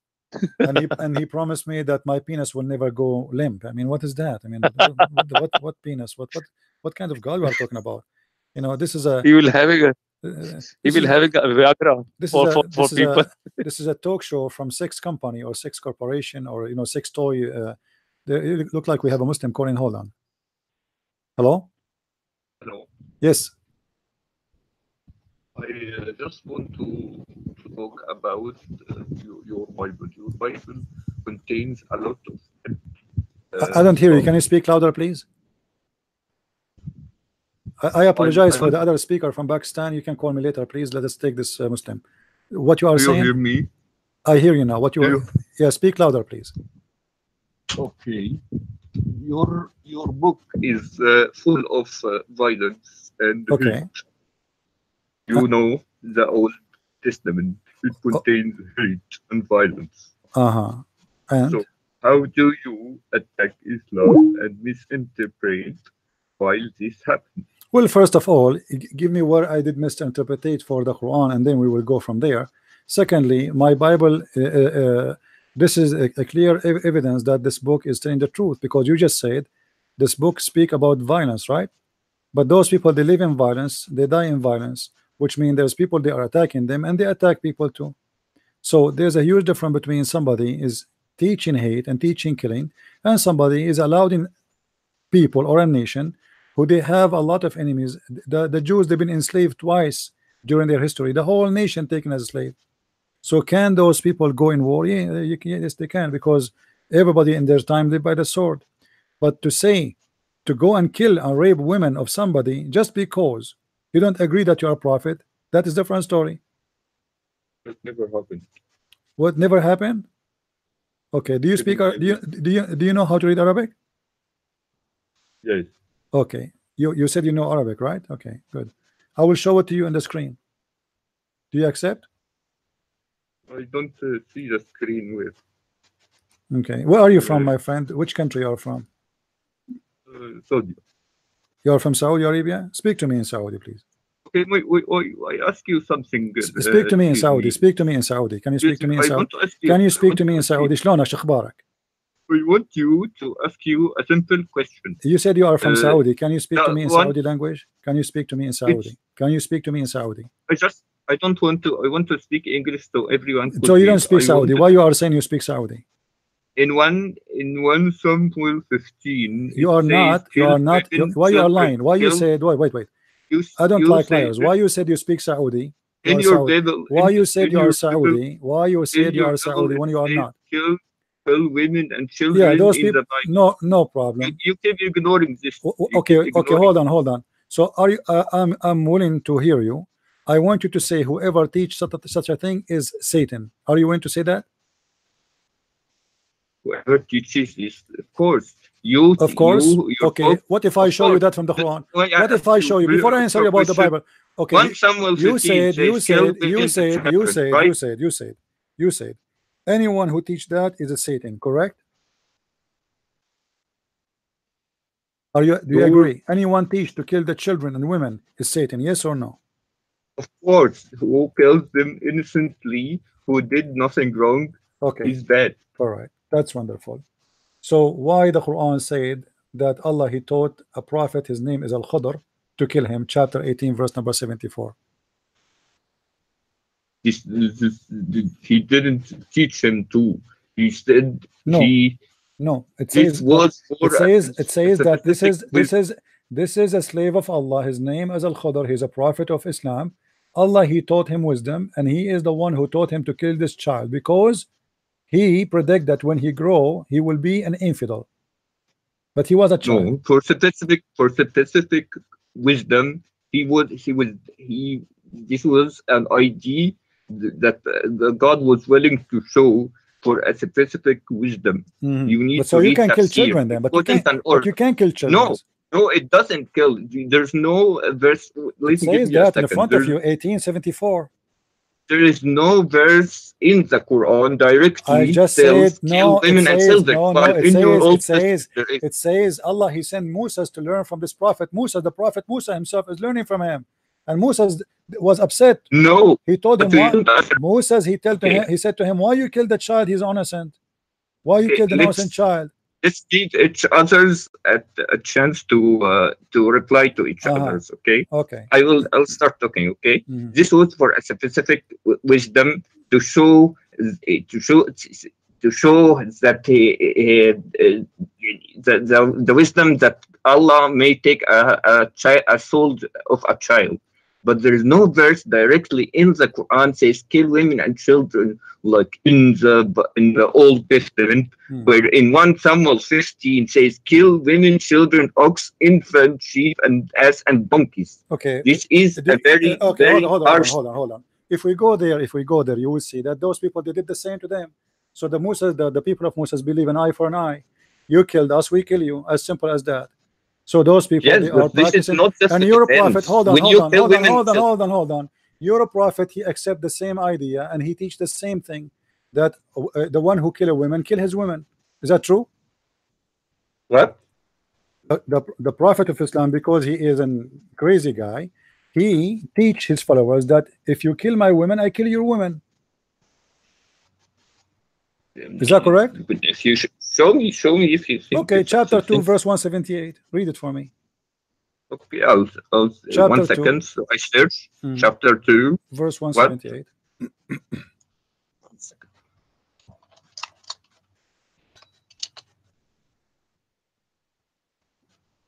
One second.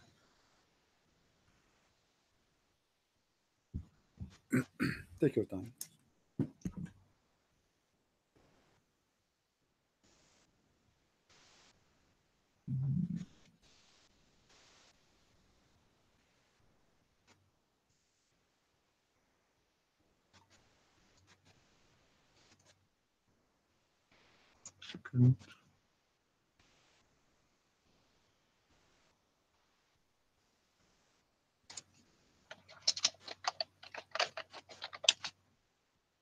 Did you find it, my friend? 1 second. 1 second. As I approach. 1 second. Mhm.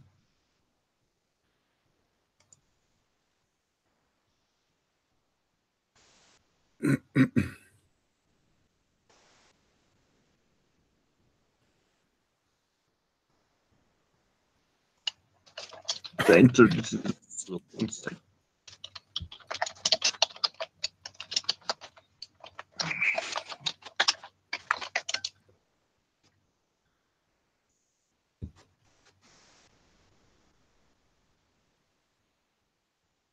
I'll read it for you. 1 second. يا أيها الذين آمنوا كتب عليكم القصاص في القتلى الحر بالحر والعبد بالعبد والأنثى بالأنثى. Tell me, what does that mean? I'm reading tafsir to make sure. It's 1 second. No, read the verse first and then read tafsir for me. What tafsir you want to read? Which one? So I can open and read with you.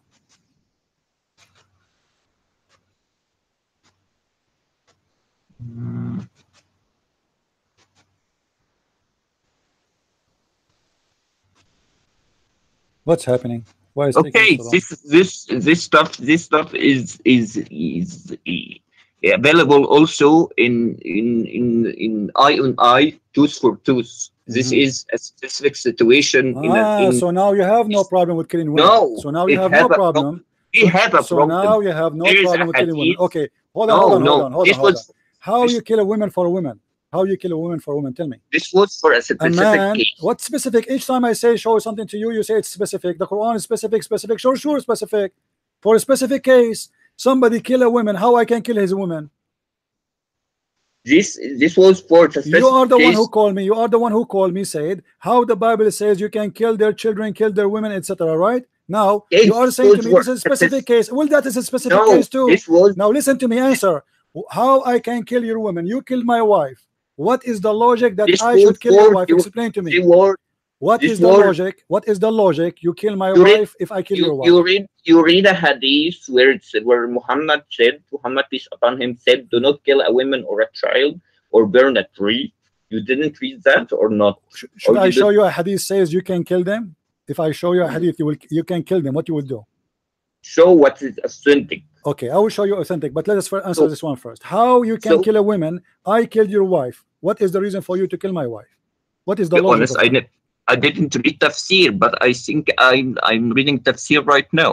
Doesn't matter what you are reading. Tell me, give me the answer. What the tafsir says to you? A man he It killed says your, a here. man It he killed says your here. wife.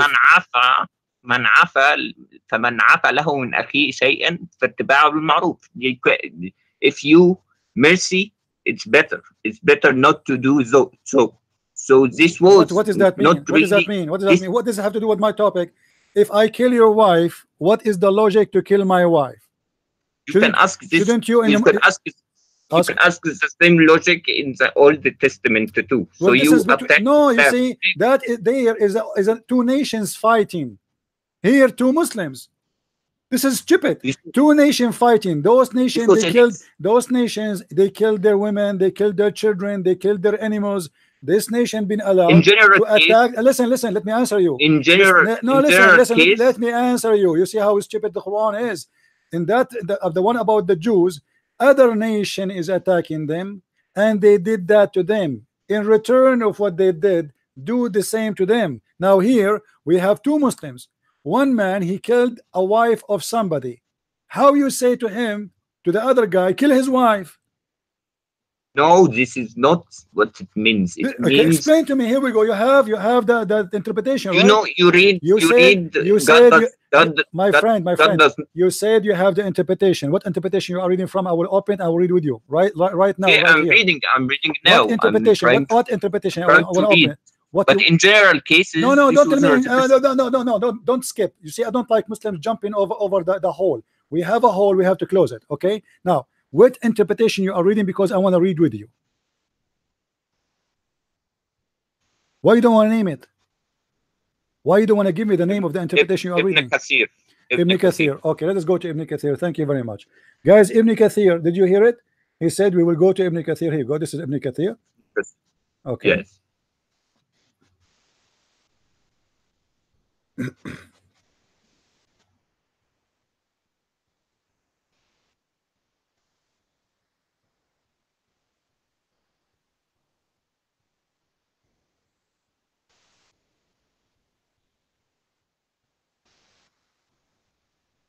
I will make you read it by yourself.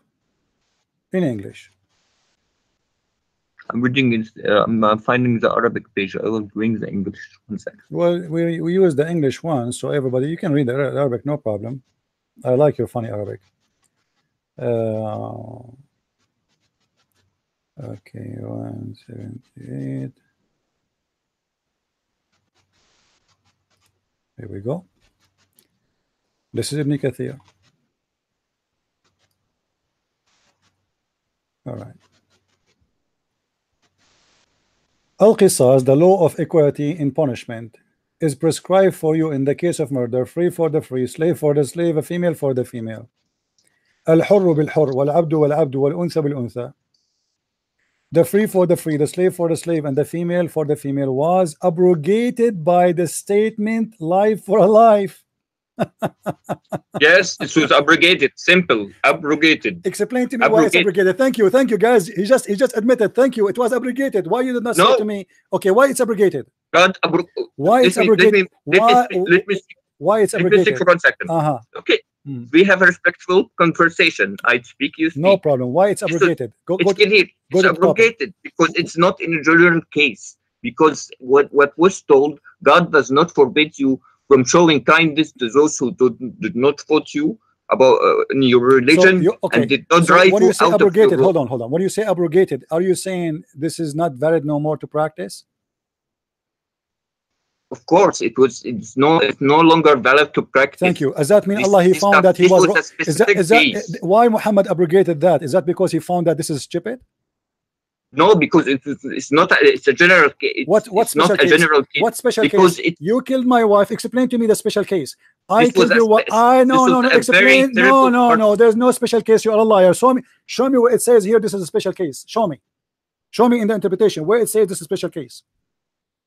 It's in front of us. Show me where in the interpretation says this was a special case and it's abrogated because of that reason. Can you show it to me? You said yourself in the tafsir it's abrogated. Yeah, but it's not because it's a special case. Because people complain. They say this is stupid. The guy he killed my wife killed the guy who killed the wife, not his wife. Well, of course, if you think this is stupid, then you must read the listen. What the same thing? I killed your wife. Who is the one should be killed? Anyone have little brain should say the one who killed the women should be killed. This is between two Muslims, not between two nations. So now a Muslim he killed a woman. Why I should kill his women? 1 second. 1 second. Guys, he will not have an answer. He will go and search in the Bible now. No. I will give you an answer. Deuteronomy 19:21 says the exact same thing. The eye and tooth for tooth. This is not an eye for an eye, you idiot. This is not an eye for an eye. This is two Muslims. who one of them killed the other one wife. The Bible teaches This if is a man not if a regarding wife. man This is killed regarding somebody, you Allah. are a liar. The Bible says if a man kills somebody, he will be killed, not his wife will be killed.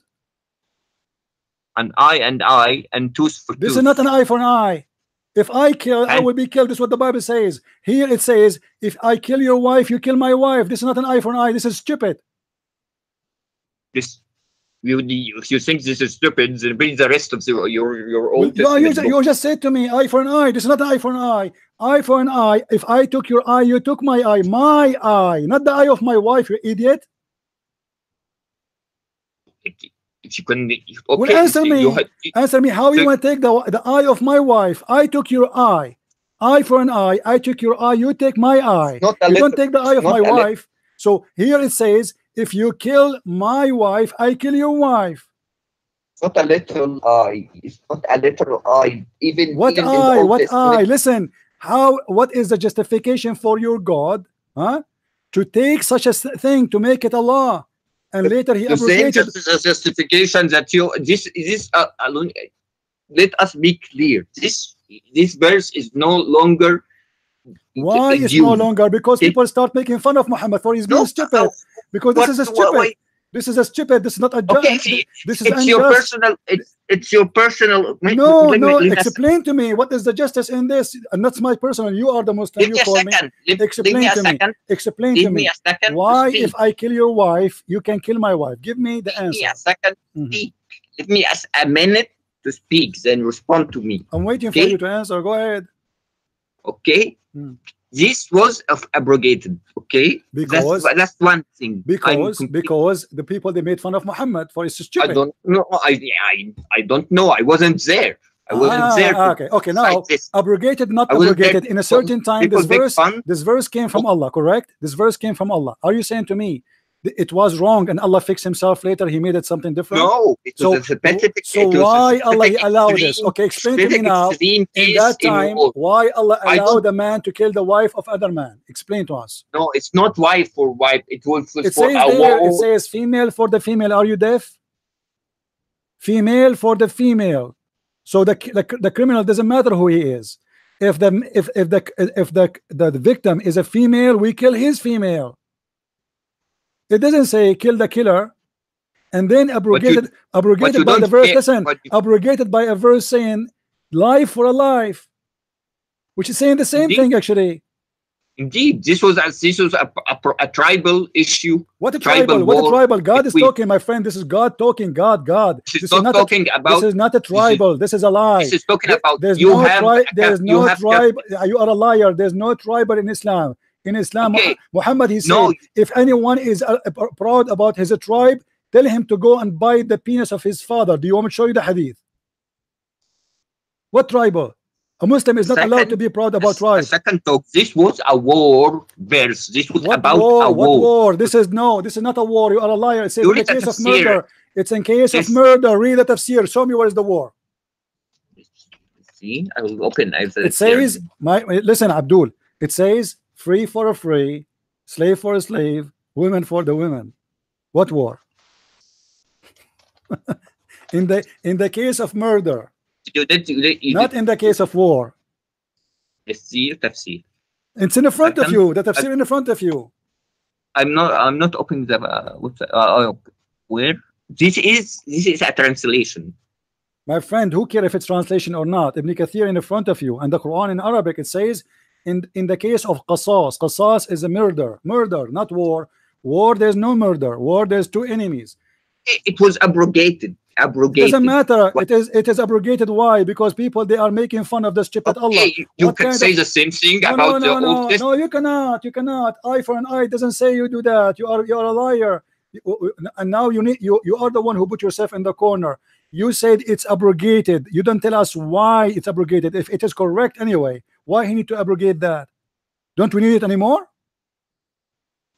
Was it wrong? Was it wrong? Tribal Was it, war. what Tribal. tribal? Where is the tribe? Show me the tribe. Show me where. And there it says there's two tribes are fighting. Are you an idiot or what? Let us say this for the sake of argument. There's a tribe. How you say to them, the man who killed your wife, kill his wife? What is the logic? No, this was not they were in war with another tribe. Abdul, you are a liar. I challenge you to show me the two tribes fighting. Okay, I'm trying to find the website again for the tafsir because my internet is. What do you mean you cannot slow. find it again? You know, in here in the front of us we have Ibn Kathir. You have at a specific cropped down place. Abdul, it doesn't matter what is the specific. A female for the female. Allah is teaching justice now. Who care about why? It's a case of murder. So now it's clear it's a murder. It's not. It is unjustified killing. This is what murder mean. So tribal, not a tribal, shish kebab, falafel. Who care? What kind of God he says such a thing? But because Muhammad is a liar, he is a thief. He stole the law of Moses. He thought that Moses, by saying eye for an eye, I can do that. But then when he practiced this, the Jews, they start making fun of him. They said, this is not an eye for an eye. Are you crazy? Okay, one second. You saying a God would never order such thing, right? Abdul, in front of you. It's in front of you. Don't play games. Answer me. Okay, I'm just wondering. You quote for me 2 verses already. You quote for me 2 verses from the Bible already, and I answered you, and you are a liar again. Okay, regarding this, answer. You are the one who opened the topic. Why you are jumping? Why you don't answer first about this one, and then you can read for me from the Bible? I answered you about the Bible. This is not an eye for an eye. This is an eye for my wife eye. Okay. Oh, this was a case of what case? Show me. Where is the case? What case? Show me the case. Show me the case. The case you are talking about. Can I see it, please? How you get the word? I'm trying to open the website because I read case it in Bekasi. Where you get the word case from? You said it's abrogated. My friend, abrogated because people they made love of Muhammad. What kind of God he abrogated? Well, who said that they made love of God? Who said they made fun of him? So it will abrogate. What kind of God he abrogate his law in less than a week? You can ask the same question. You say what that kind the of Old God? Testament What kind was of abrogated. God? What kind of God he abrogate his law in a week?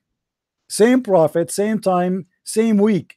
1 week after a week, I say, oh no, this was stupid. You know what? Allah he abrogate this verse. Oh, this tell me how that happened, my friend. For a specific case, because this was a tribal case. Abdul, this was a tribal case. To show Abdul, I don't care. It's tribal case or not. Where is justice? This is God making justice now. One second. Let us say, for the sake of argument, two tribe, Mr. 2 second, 2 tribe are fighting. All right, and now one of them he did a murder against someone else. What kind of God he said to him? He killed your wife, kill his wife. This was okay. When you will give me a chance to talk, or you will always interrupt. I'm giving you a chance. Don't without interrupting me. Let me talk. Okay. Okay. This goes for I'm not exactly sure why it was abrogated because I can't get access to the full tafsir. Okay, the tafsir in front of you. Look what it says. Look what it says. Let me get you busted. Let me get you busted. Two group of people they are fighting, and when they fight, they say if they kill the look what it says. Let us laugh together. First, a group of Muslims they say if they kill a slave from us, we will kill a free man of them. So Allah he wanted to correct them. If they kill a woman of us, we will kill a man of them, which means the killer. Allah corrected them and he said, no, you don't do that. Al-hurru bil-hurru wal-abdu bil-abdu wal-untha bil-untha. So Allah he is correcting the Arab. He said, no, don't do that. If he killed a slave of you, you don't kill his slave.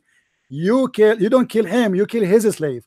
If he kill a woman of you, you don't kill him, you kill his woman. Read it in front of you. This is the tafsir. I'm reading. 1 second. Do you see it? They used to kill. Okay, it's very clear. They used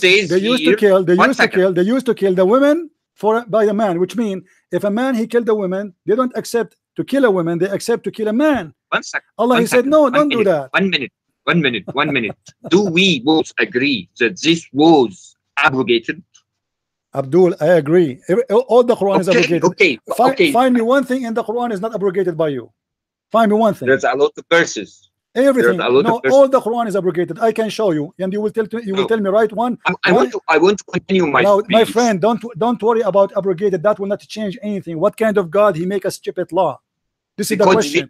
Okay, 1 second. The wisdom between abrogation to cancel an already popular law in society, to change it, to change it to show that you do not need to kill one for one. Show me where it says that. You are being a stupid liar. In front of you it says that they used to say, if he killed a slave of us, we will kill a man of them, a free man. If they kill a woman of us, we will kill a man, a free man of them. Allah, he said, don't do that no more. Free for the free, slave for the slave, women for the women. Don't do that no more. Yes, He's shown them and he told them what to do. And he told them what to do. He told them what to do. And what to do is supposed he's correcting them, but they were doing the correct thing. They are killing the killer. The man, if he kill a slave, they want to kill the man who killed the slave, not a slave. If a man he killed a woman, they want to kill the man who killed the women, not his women.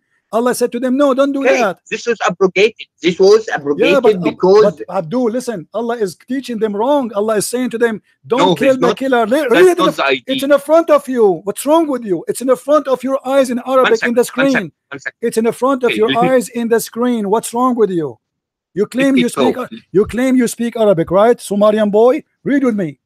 حتى قتلوا العبيد والنساء فلم يأخذ بعضهم من بعض حتى أسلموا فكان أحد الحيين يتطاوع على الآخر في العدة والأموال فحلفوا أن لا يرضوا حتى يقتلوا بالعبد منا حرا منهم وبالمرأة منا الرجل منهم فنزلت فيهم الحر بالحر والعبد بالعبد والأنثى بالأنثى. Do you know Arabic or you don't?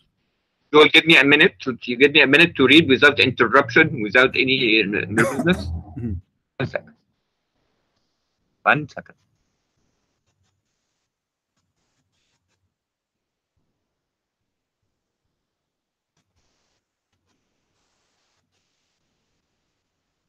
Okay, let me speak, and you want to judge whenever, if you want to judge, but I'll tell you what the thing is, what the tafsir is saying. Okay, what tafsir? The tafsir is saying they use. What tafsir you are reading? Okay, I'll think the tafsir is on your eyes. What tafsir you are reading? What tafsir you are reading? Okay?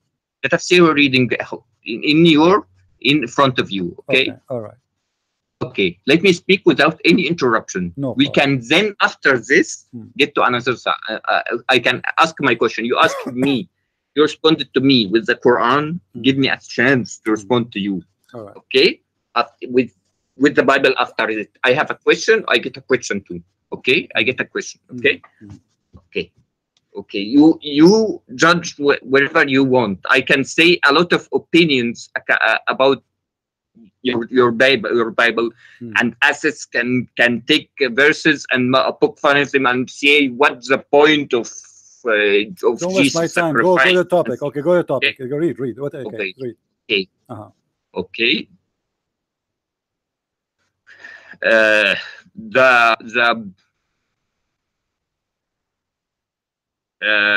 This used to be in the past.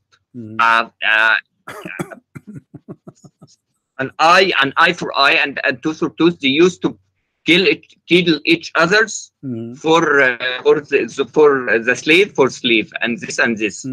But now Allah wanted to show that this has to be changed. Where he showed that? This was with the verse when it was abrogated. The abrogation. Okay. That's the whole point. I don't care about the abrogation now. Tell me why Allah allowed. Why you are being a funny guy. We are talking about the verse, not the abrogation. Finish the verse first. Why Allah, he said, in the case of murder, free for the free, slave for the slave, women for the women. This is our question, not the abrogation. The abrogation you can tell me later. Why Allah is allowing and teaching them that this is what you should do. This is the question. You are jumping to the abrogation because you are ashamed of the verse. And obviously the abrogation happened for a reason, because this is wrong. Otherwise, why Allah he changed his mind? Because he found Muhammad. You can ask yourself that question I answered you. Don't play games. Why Allah he say, if you take the eye of my wife, you can take the eye of his wife. Why he said that? What about taking the eye of the guy who took the eye? This is what an eye for an eye for. If you take my eye, I take your eye. Not I take your eye of your wife. Okay, let me read. let me read, because you always rush me. Okay. It says إذا كان عمدا الحر بالحر ذلك حين من العرب اقتتلوا من الجاهلية قبل الإسلام بقليل فكان بينهم قتل وجراحات حتى قتل العبيد والنساء فلم يأخذ من بعضهم حتى فكان أحد يقول أدرى خلقوا الله حتى.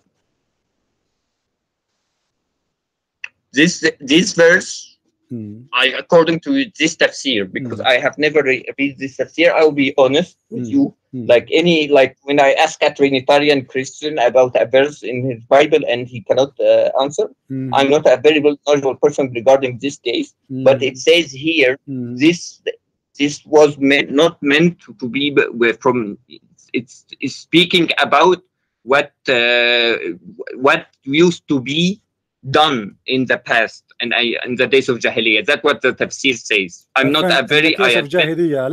Let me translate. What's wrong with you? In the Jahiliyyah, they used to say, if he killed a slave of us, we want to kill a free man of them. Is that correct?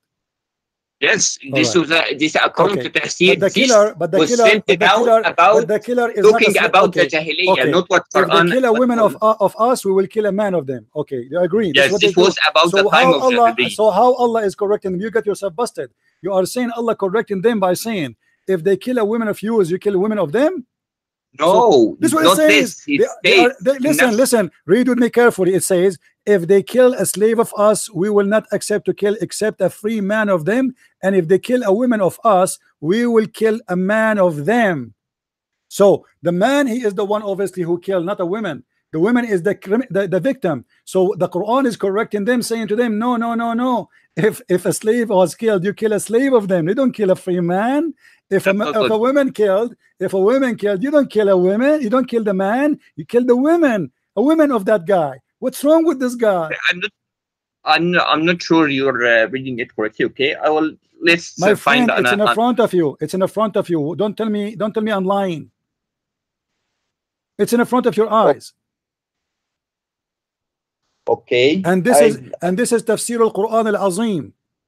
Okay. Who is the one? This is Ibn Kathir. This is the same interpretation you choose. You are the one who asked me to read from here. It's not my choice. Okay, this was I understood from it. No, this is so what now, I understood. So now we get a conclusion that your God is a stupid God. He said, in the case, look at this. A man, he killed a woman. Why you want to kill his women? In case, one second. In case of stupidity, it's something.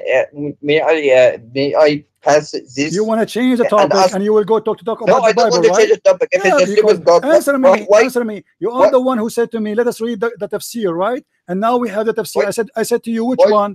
You said Ibn Kathir. You choose Ibn Kathir. Ibn Kathir get Allah busted. He said those Arab, they used to do it right. They used to kill the criminal. If a man he killed a woman, they say we will kill the man, not a woman. If a man he kill our slave, we will kill the man who kill our slave, not his slave. Allah, he said to them, no, you don't do that. If he kill your slave, you kill his slave.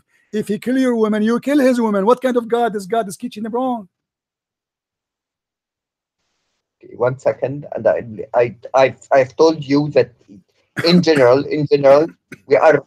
I'm not sure which tafsir is. What do you mean? What's wrong with you? What's wrong with you? You are the one who said to me Ibn Kathir.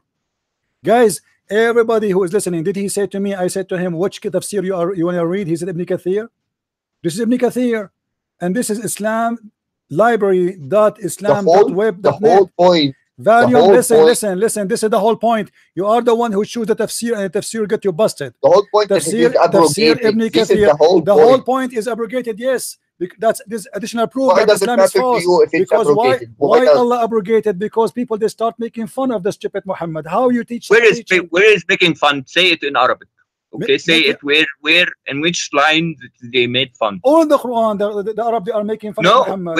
Where did people, where in the line did it say in the tafsir? In the front of everybody. Say they made fun of him. In the front of everybody. If I show you the Arab making fun of Muhammad, changing his mind about abrogation, are you willing to say that my prophet is stupid?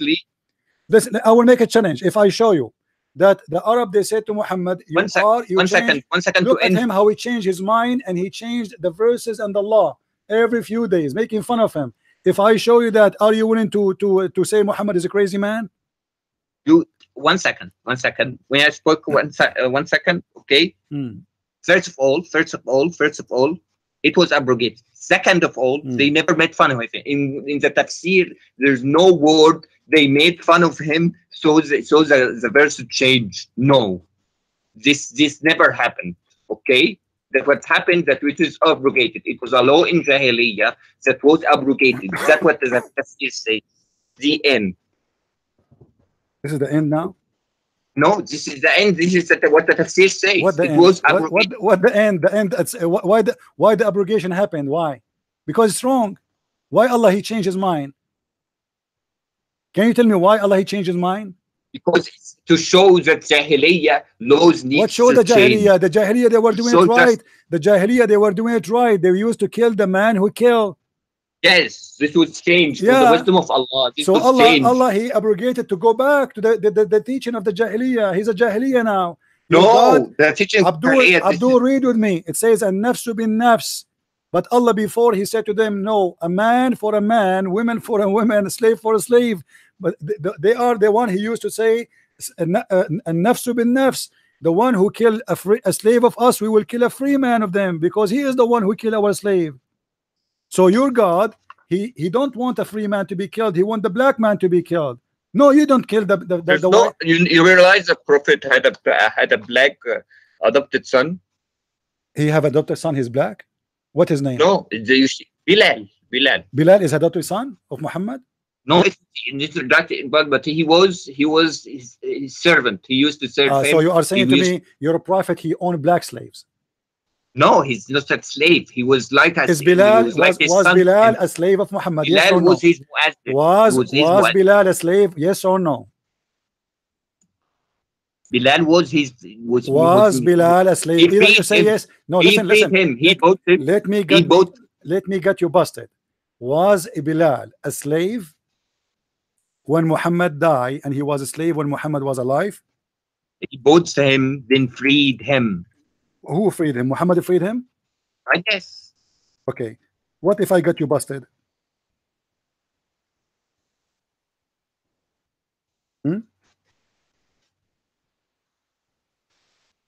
Are you there? I'm there. Okay. What if I got you busted? You said that Muhammad he freed Bilal. Correct? Okay. I want you to show me one hadith says that the Prophet he freed Bilal. Okay, 1 second. Can you show me? 1 second. No problem, I'm waiting.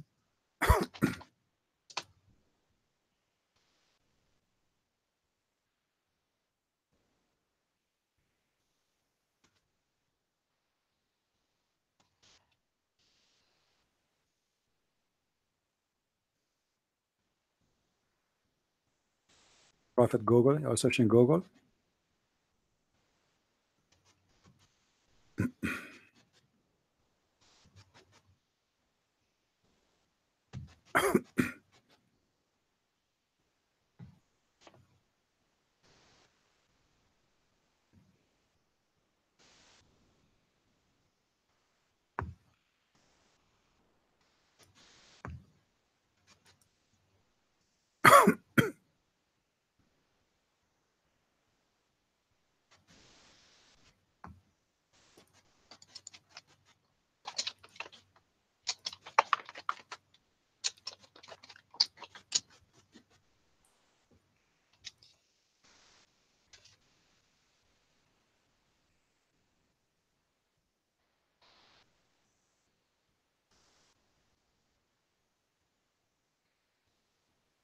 Should I stay until tomorrow?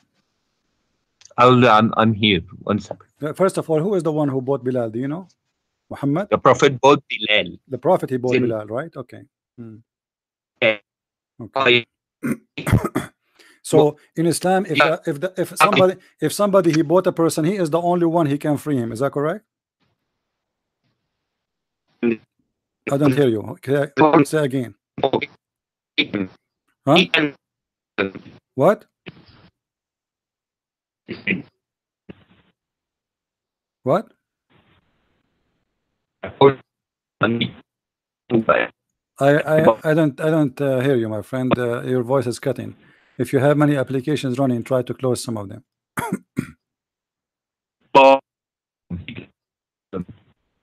What? Guys, do you hear him? Anybody hear him?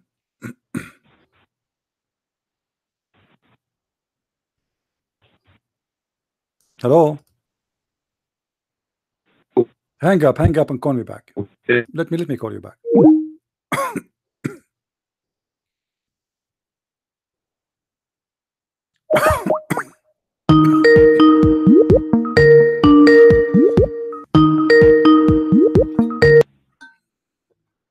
Hello? Hello? Hello? Maybe I'm calling the wrong person. This is not the same guy who called me. Hello? Hello? You hear me? Yeah. And by the way, why you have a naked picture of you in the screen? Why is that? I practice gym. What do you care? What? You practice what? Gym. You put your, this is a gym. This is ugly. I mean, why you are a decent Muslim person defending Allah and you are speaking to people showing your breast? This is not our, okay?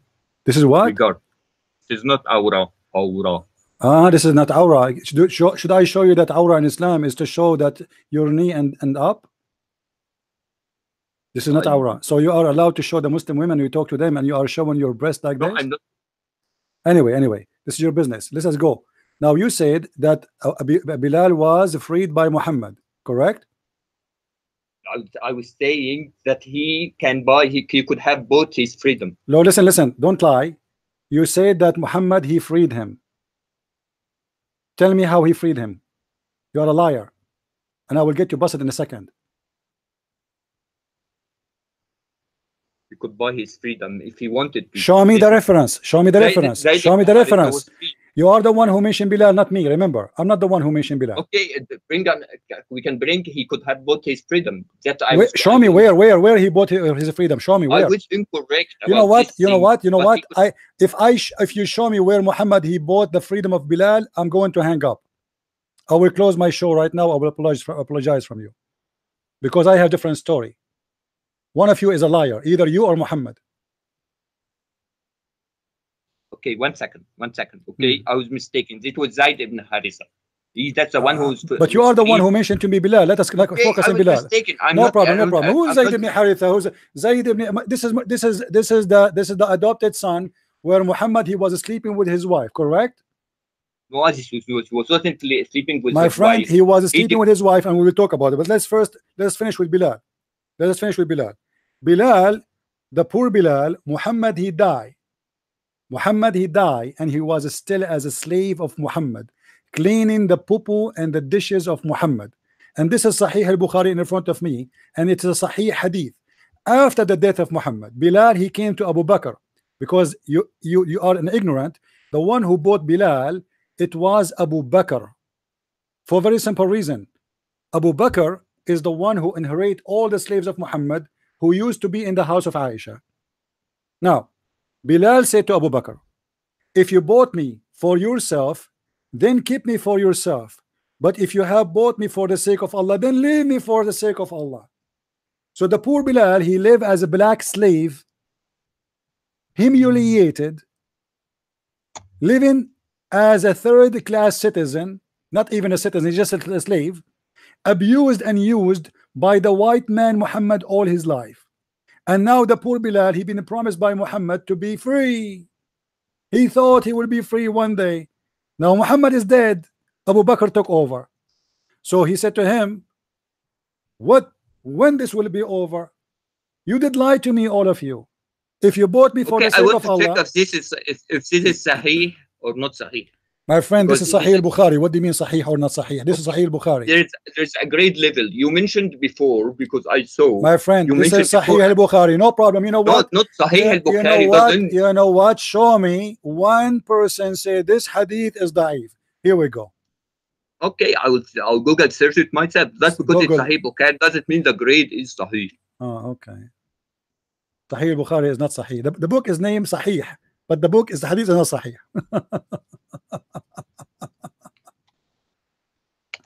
That's a good one. You can show me the part in Arabic, please. 1 second, because I know you cannot search for it, you know. All right, here we go. قال لأبي بكر إن كنت إنما اشتريتني لنفسك فامسكني وإن كنت إنما اشتريتني لله فدعني وعمل الله. Read it. What kind of, why you are lying? Says the prophet, he frees Bilal. I want to fix the why grade. You are lying? Why you are lying? Before, why you are 1 lying? second. Why, 1 second. Before why you mention, why you mention Bilal, saying that the prophet he freed Bilal, and now we have a problem. This is now I am going to ask you the question. No problem. But you are. This is your mistake, not my problem. Now, why your prophet did not free Bilal? This is the question now. You can ask the same question. Why did why you're a prophet? You Muslim like why did us. Jesus not abolish slavery? You need to ask this question to yourself. Jesus, he said, give what to Caesar and what to God, which means. But he said, but he allowed slaves. No, he did not allow. This you know, slavery in the Bible. That's you hire yourself to work for somebody for 7 years. Really? Now answer me. Why? And you're allowed to beat the slave, okay. Right? Are you allowed to rape a slave in Islam? Are you allowed to rape a slave in Islam? Yes. Are you allowed to rape a slave? Are you allowed to slave? No, we don't have a slave. We don't have a slave in Christianity. The Jews, the Jews, the law of the Jews is more than 2,000 years before Muhammad. Okay, Muhammad, you're saying, listen. Muhammad came 600 years after Jesus, where people they are going forward, and people they used to be savage, and God is fixing them, is teaching them to be better and better and better. And suddenly we came back to go to the cave time before the Jewish you're saying you are the one saying to me that Bilal was freed by your prophet, but in fact he was not. How many slaves was in the house of your prophet? How many slaves? He freed Abdul, how many slaves was in the house of Jesus, and how many slaves was in the house of Muhammad? You can ask yourself that question. Answer the question. I will answer you. There's 0 slaves in the house of Jesus. How many slaves? How many black slaves in the house of Muhammad?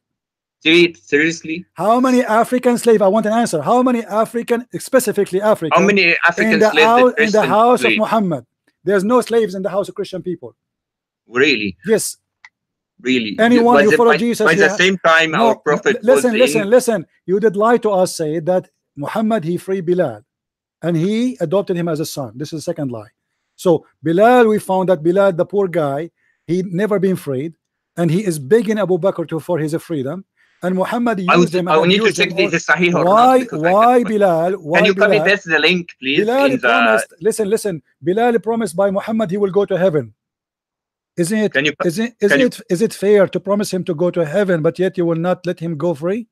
Can you copy paste the link for hadith in the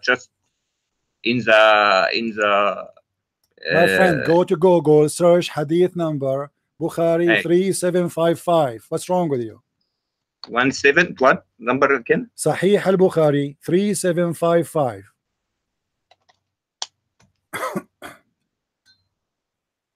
3755.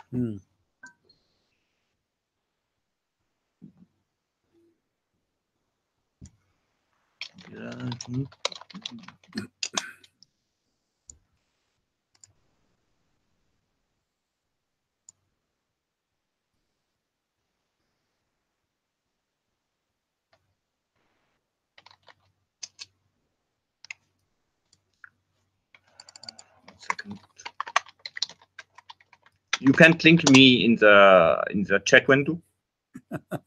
What? Because I can't. 1 second. I will go to sunnah.com. 1 second. Before I continue talking to you, I want you to go and change the stupid picture you have in your. I don't want to look at this. Change the picture and call me back, please. I don't want to see a naked man. I'm not going to talk to a gay speaking to me wearing no clothes. I mean, I cannot even believe it. Even you are calling me with such a picture. Change your clothes. Put a shirt on you. This hadith, I'll change the picture. Yeah, this hadith is sahih. I'll check. Yeah, I'll check. Okay, go change this picture and call me back. I'll check. Bilal said to Abu Bakr. Uh-huh. Okay, 1 second. Okay, one Uh-huh. second. 1 second. Okay. I mean, you are the perfect man to do da'wah to Islam. I'm not a By the way, perfect man. you I'm have not a perfect man. you have I'm just a researcher. you have a big muscles, by the way. I'm sure the women in the chat, they are going crazy now. Better than you. Do Okay. you speak to Muslim with no clothes like this? Is that what do you do in Skype? You live in Saudi Arabia, right? This is why you do. This is why No, you're I doing don't this. do that. I don't do that. All those who live in Saudi Arabia, they do this because This is my profile they picture. are your prophet. You do that. Do you want to show you the hadith? Your prophet doing that? What's wrong with that now? Do you want me to show your prophet? Do you want me to show you your prophet kissing a man naked like you in his belly? Why don't you complete? Do you want me to show you? Do you want to show you your prophet? Why do you keep skipping the subject? I'm not skipping. I'm waiting for you to find me the hadith is weak. I showed you the hadith. I'm waiting for you. But do you want me to find you your prophet doing exactly the same, kissing a man under his belly, and he was wearing no t-shirt? You are changing constantly. I'm not changing. You are the one who's changing. You are the one who mentioned Bilal, not me. We never spoke about Bilal. I'm waiting for you to find me that this hadith is weak. Here we go. What happened? You are constantly changing the subject. Constantly. Well, I'm waiting. Why you are? Where is the hadith? The weak hadith. This is Sahih al-Bukhari, strong hadith. Strong hadith. Yes. I don't see the grading. I don't see the grading of the hadith. Show me where it says the Sahih al-Bukhari. Show me where it says weak. Then what's wrong with you? Because I can't find the grading. The grading is not written. This is what happened, my friend. You cannot find one hadith saying it is weak. You cannot find one page. I can't find where it says. You cannot find. You cannot. Just go. Go. Go change your shirt, you idiot liar, stupid, shameful person. Do you know that the Prophet, he freed Bilal and he took him like a son? Really? He did?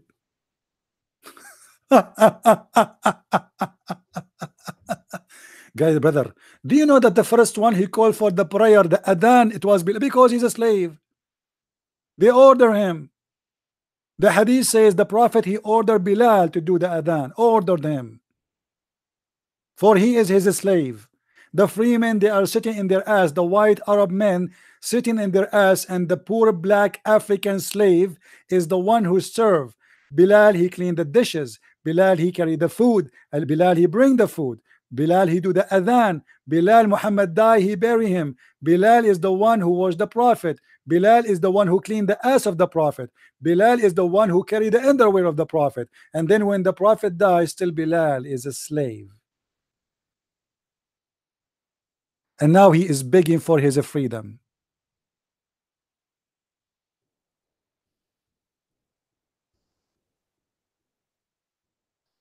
You want to debate with me? You have no idea. And this guy is having himself naked in the front of me. And here we go. The Prophet kissing a man in his belly. The same as this guy. The guy is wearing no t-shirt. He's naked. So yes, this is Islamic behavior, my friend.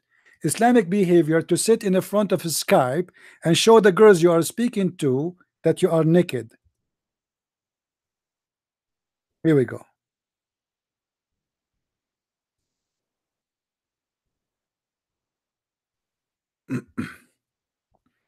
Do you see it? The Prophet is kissing a man who is naked under his belly. Look what the Muslims they try to make it look nicer in the translation. They say, and he began to kiss him in his side. What side? The word there is kashhahu. This is side. This is his belly. Sahih chain.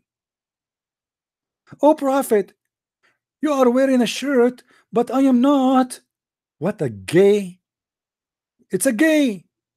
A prophet who is a gay kissing a gay.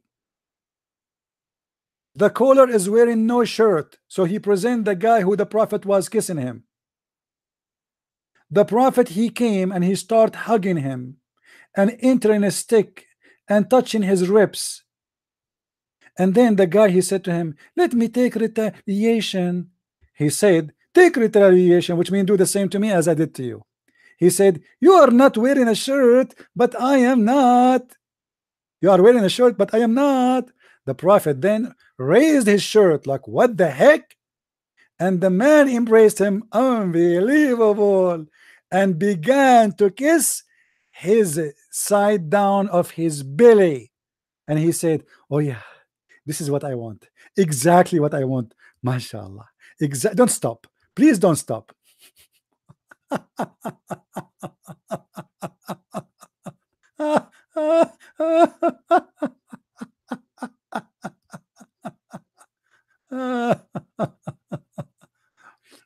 He forgot to change the account he used to chat with the Muslim ladies. You know, this is what happened to you if you live in Saudi Arabia.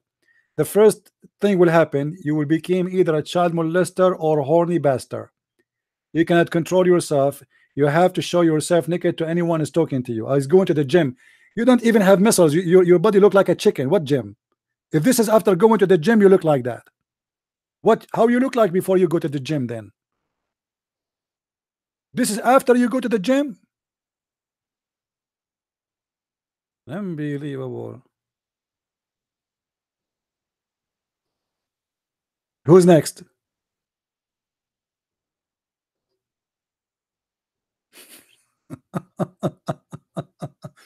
You know, I was looking like first time when he called me, I did not notice really, but now I called like, what, this picture in front of me? Who's this guy? Maybe I called the wrong guy or something, but this guy's naked. You are calling me to debate me about Islam and religion, and you have naked picture of you in the camera.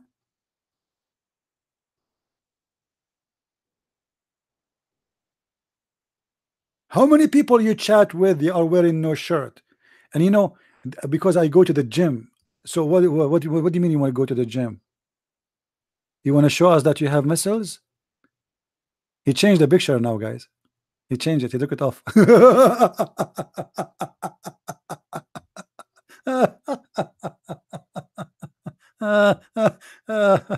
Oh boy.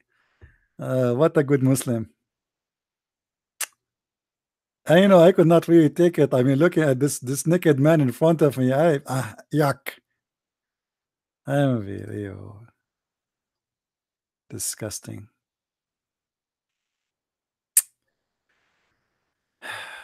Do we have any Abdul?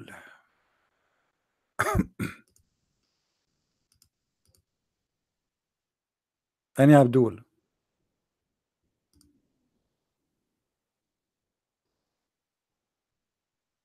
Call me back. If you change your shirt and change your picture, call me back. I will call him.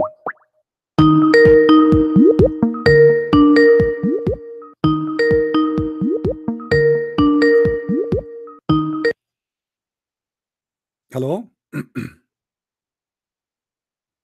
Hello? Hello. Yeah, do you hear me now? I hear you. I'm glad that you took you off your picture. Now listen, do you see the hadith in front of us? Your prophet is kissing a man down his belly. We have a second. Okay. Yeah, well, let us continue about Bilal. I forgot. And let us continue about the guy who, if you killed his wife, you kill. If you killed your wife, you kill his wife. 1 second.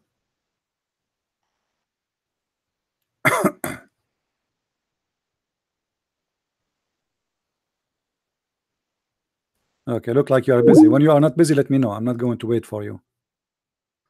I have no time for kids.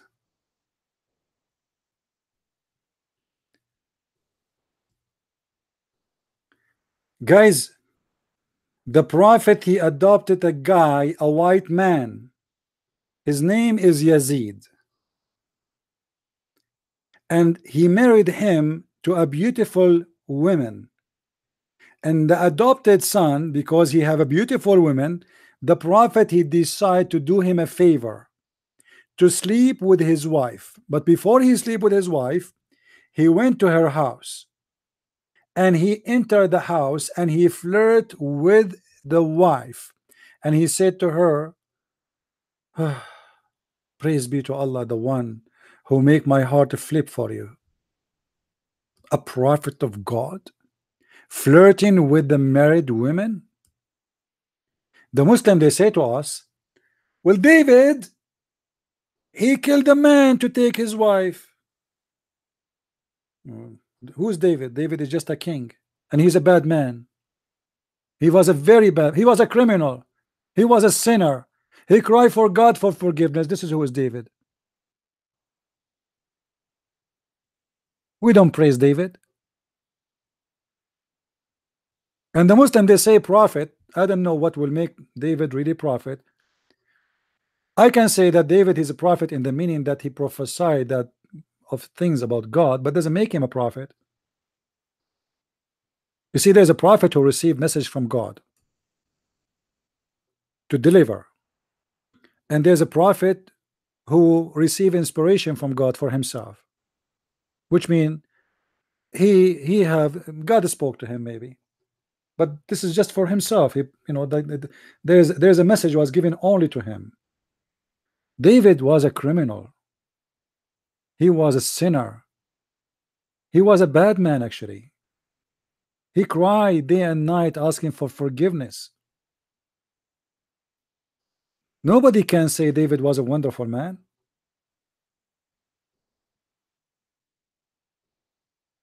We have a man, the Muslim, they lie to us and they say the holy prophet, when the Quran itself says he is full of sin, to the point the Quran says Allah will forgive his past and his coming sin.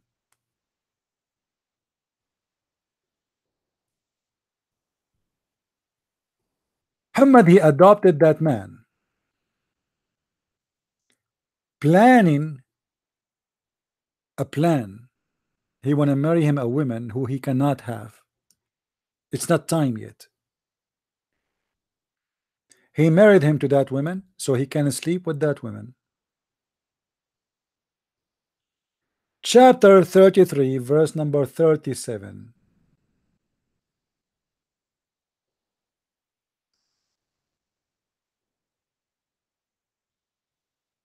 All Islamic books confirm that the Prophet, he went to the wife house when the husband was not there, and he flirted with the wife, saying to her, praise be to Allah who made my heart flip for you. Look what it says. We've been told by Ibn Wahab, and this is Tafsir al-Tabari, that the Prophet,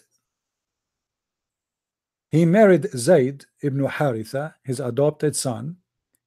And by the way, the reason he did adopted this man because Muhammad was a potent man. He cannot have children. And this is additional proof that Muhammad never have kids, including the daughters he have from Khadija. Those are the daughters of Khadija. None of them are his daughter, not even Fatima. She is the youngest from the previous husband. Khadija, she have 3 husbands. So he adopted this person who was a white Arab, not a black, and he made him as adopted son, but that for a purpose of sleeping with his wife. So the wives will not complain if Muhammad, he went to the house of that man when the husband is not there, for simply he is his father, and nobody suspect that the father will sleep with the house with the wife of the son. And look what happened. It says that the Prophet, he went to the house after he married the Zayd to Zainab, the daughter of Jahish, the daughter of donkey, ibnat ammatihi, his cousin. Once the Prophet, he went to visit him, and he was on the door, and there was a curtain, and then the curtain left up the door, and then he saw her without clothing, or at least exposing her body, and then he felt, or he admired what he saw in his heart, which means he liked what he saw. He became in love with her body, and then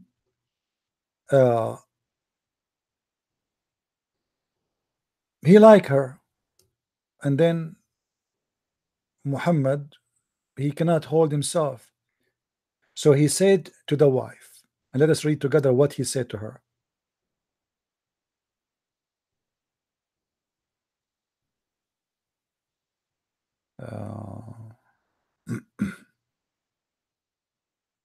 Where? Yeah. And then Allah, he inspired him and he told him, he sent him Jibreel, and he told him, Zainab, she will be one of your wives. What? Allah told him, Zainab, she will be one of your wives. That's it. Allah have a plan for him. He like her. That's it. Allah, if Muhammad, he like her, do you think Allah is going to watch? For sure not. He will get him the toy. Any toy Muhammad he like, Allah will bring him the toy. So now Allah is working to make a divorce happen between the wife and the husband. How this happened? The story says that after the prophet he saw her and he liked her, he told her, praise be to Allah, the one who made my heart beat for you.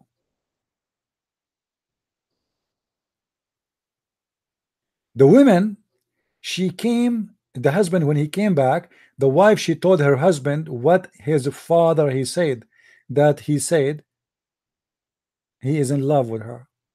He said that loudly. Then look what Zainab she said. It's a miracle. After Muhammad he said that, Zainab she said, she is reporting a miracle. Each time Zaid he come to his bed to do bang bang with her, he could not do it. And she said, she's adding, and nothing made him not to be able to do it except Allah did not allow him to do it. And then she add more, that Allah he made his penis swell. Allah he made the penis of her husband swell, and this is very normal. Imagine Muhammad he liked the women. There's no way your penis will function. If Muhammad he like any woman, the penis of the husband right away will stop functioning and will swell. Allah will bite the penis of this man. Who is a Muslim is willing to call me and read for me the interpretation we have in front of us? And how dare you to mention that the prophet he adopted his slave son? He adopted him for this reason. It's in the front of us actually. It says that Muhammad was worried that people they will say تزوج امرأة ابنه. He did marry the wife of his son. How you marry this wife of your son? For this is a scumbag. He have no rule. He have no self-respect. They say to you that David he did take the wife of a soldier. Muhammad he took a wife of his son, the man who trusted him to visit him when he is not home, because supposedly he is like a father for him. He is actually his father. He's adopted.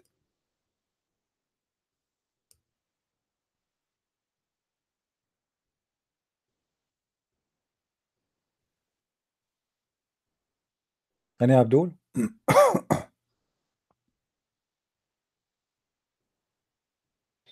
And this is the women who Muhammad have no witnesses for his marriage to her. Look what she said. إن الله عز وجل أنكحني من السماء. Allah the Almighty he did made my if her by the sky. Look how faithful this woman is. Obviously, you know why she want to marry an adopted slave by a man who cannot have children.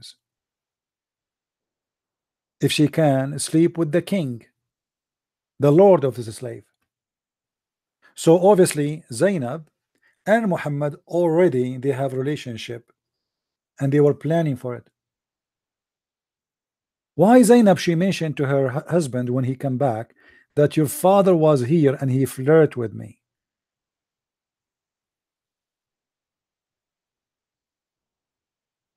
Why you do that?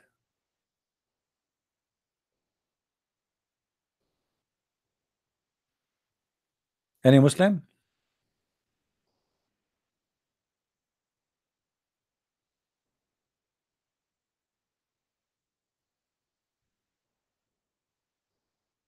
Any Abdul?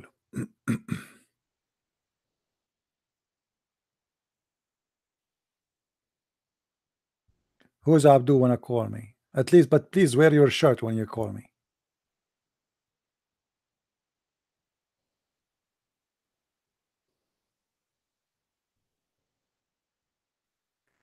All right. Anyway, I think we have enough for today, guys. Please join us. Don't forget to subscribe, and don't forget to subscribe to the channel, which is I have in minds.com. Minds.com. I have an account there. Please let me open it for you. Minds.com.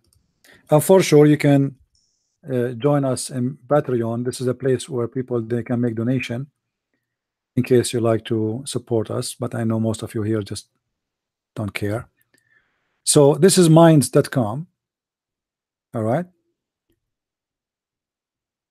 and this is my account, and you will find the link underneath, I think, of the video. So please join us there, subscribe, and this is like additional secure address in case, you know, in case we lose YouTube. Every day we lose a new channel on YouTube. What a big deal. I will open a new channel every day.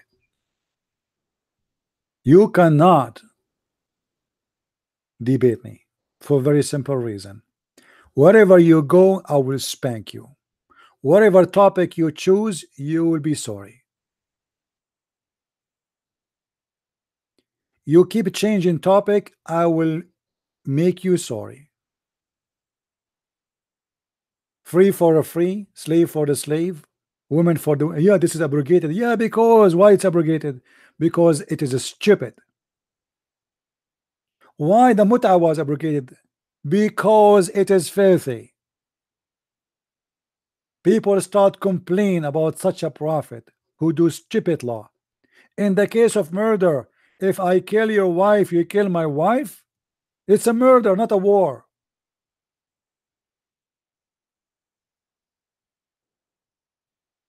If I take the eye of your wife, you take the eye of my wife. So now we have two victims. It's abrogated. The important, it is abrogated. He is ashamed of it to the point he keeps saying it's abrogated. Why it's abrogated?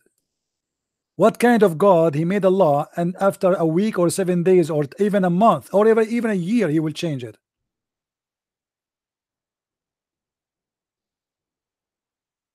Why Moses did not abrogate his law every few days? Abrogated? Why? What is the real reason? I will tell you the real reason. Muhammad, when he keep changing his Quran and keep changing his ideas because he is very confused and he's very stupid, he have to come with the solution. So he come with this. If you remember when he was receiving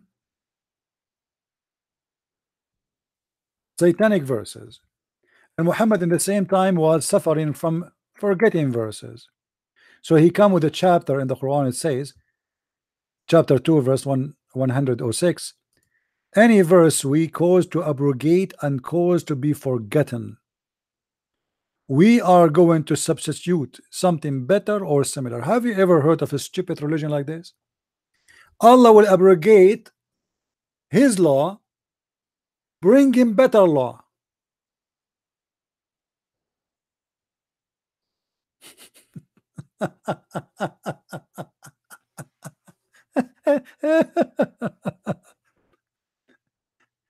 Allah is going to Muhammad, guys, he was just he announced himself to be a prophet for a very short time. What do you mean you want to abrogate and you want to come with better Quran? You see the Muslim, they say to you, can you make Quran better than the Quran? Well, Allah saying that his Quran, he is going to make Quran better than the Quran, and he will make you forget the Quran and you will remember other Quran, and he will cause you to forget and he will cause you to abrogate. Why? Because he want to make something better or similar. And what make it more stupid when he says similar?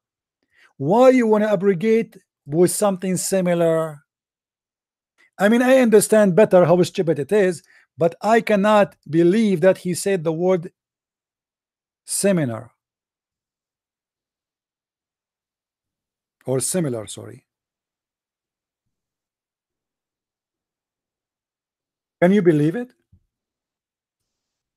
Imagine you have a Rolls Royce and the model is 2018, and then I will say to you, I am going to abrogate, I will destroy your car and give you similar car. Oh Allah, what is that?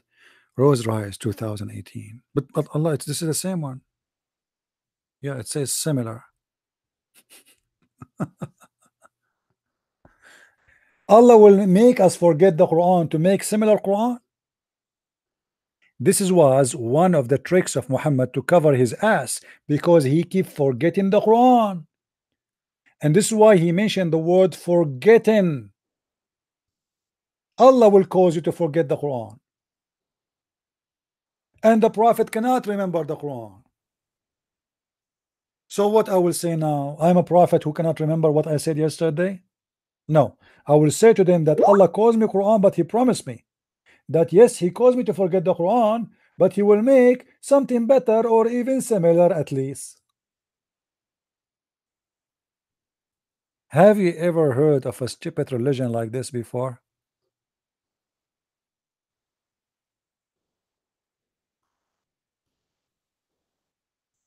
Hmm? Any Muslim have an answer?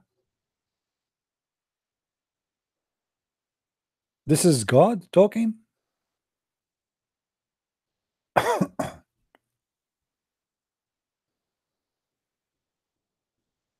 This is how God behave? I will cause you to forget my word, but don't worry, be happy. I will make you something better or similar.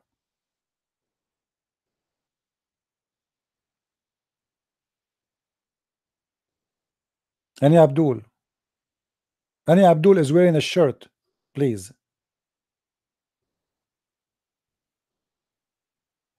There's a child molester priest. He ran to Morocco and he converted to Islam. The Muslims don't talk about him, by the way. He's a child molester. He's wanted in USA. He went all the way to Morocco and he converted to Islam, and they were happy to have him, for he's a child molester. They don't talk about him. Welcome home.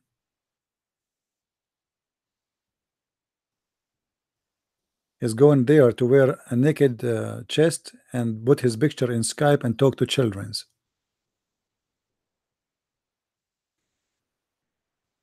Any Abdul?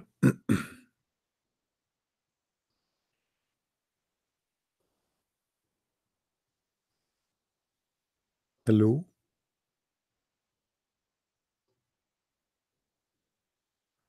No, Muhammad. Listen, Muhammad. Tomorrow we will do. It's enough for today. You've been spanked enough, right? Let us continue tomorrow. Do you promise me you will come tomorrow, Ahmad Muhammad?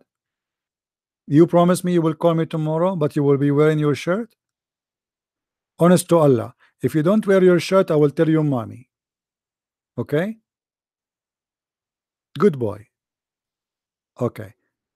Tomorrow call me and please be sure you have your shirt. And don't forget to search for the hadith I gave you about Bilal begging for his freedom. Huh? Don't forget. It took you 2 hours to find the reference, but you could not find it. I found it for you. Okay, good boy. May Allah bless you with a lot of virgins. Do you want to call me now? Muhammad, do you want me to call me now? Okay, make a research, no problem. I will give you time for tomorrow or the day after, whatever. Usually I do a live broadcast one day yes, one day no, which means tomorrow no. But if I do tomorrow, call me. If not, then the day after. You are welcome. All right. Anyway, guys, I hope that today we did learn something good. You want to call now? Okay, hold on. You want to call now? What we will do now? He's excited.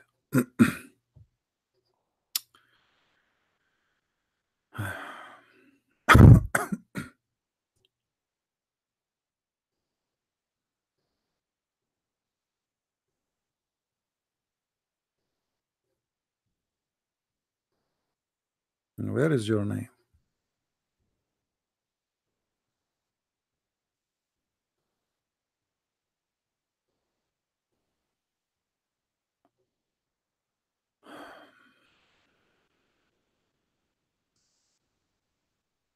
Okay.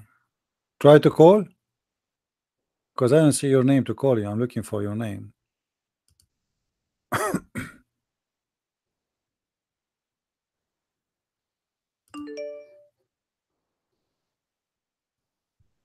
Okay, let's see.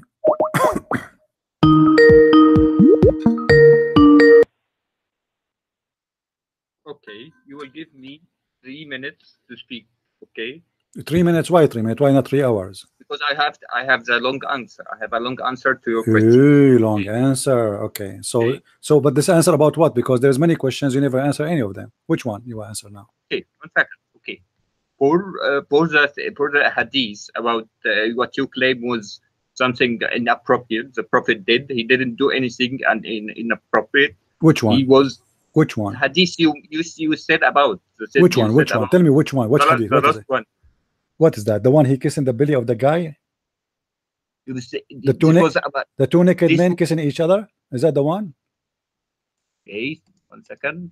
The two naked men?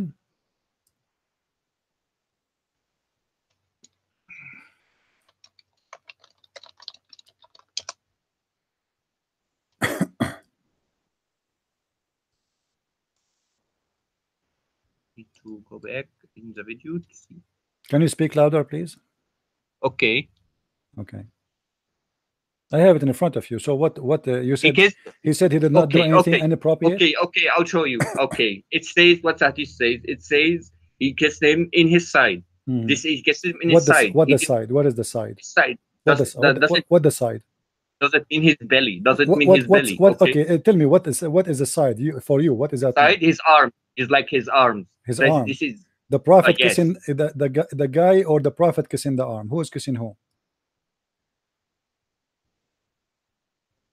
As a man kissed the prophet arms. This is extremely normal. He Okay, didn't kiss him in. what is Okay, the what I is need the to- word? I What need to what continue is the my speech. word? What is the word in Arabic?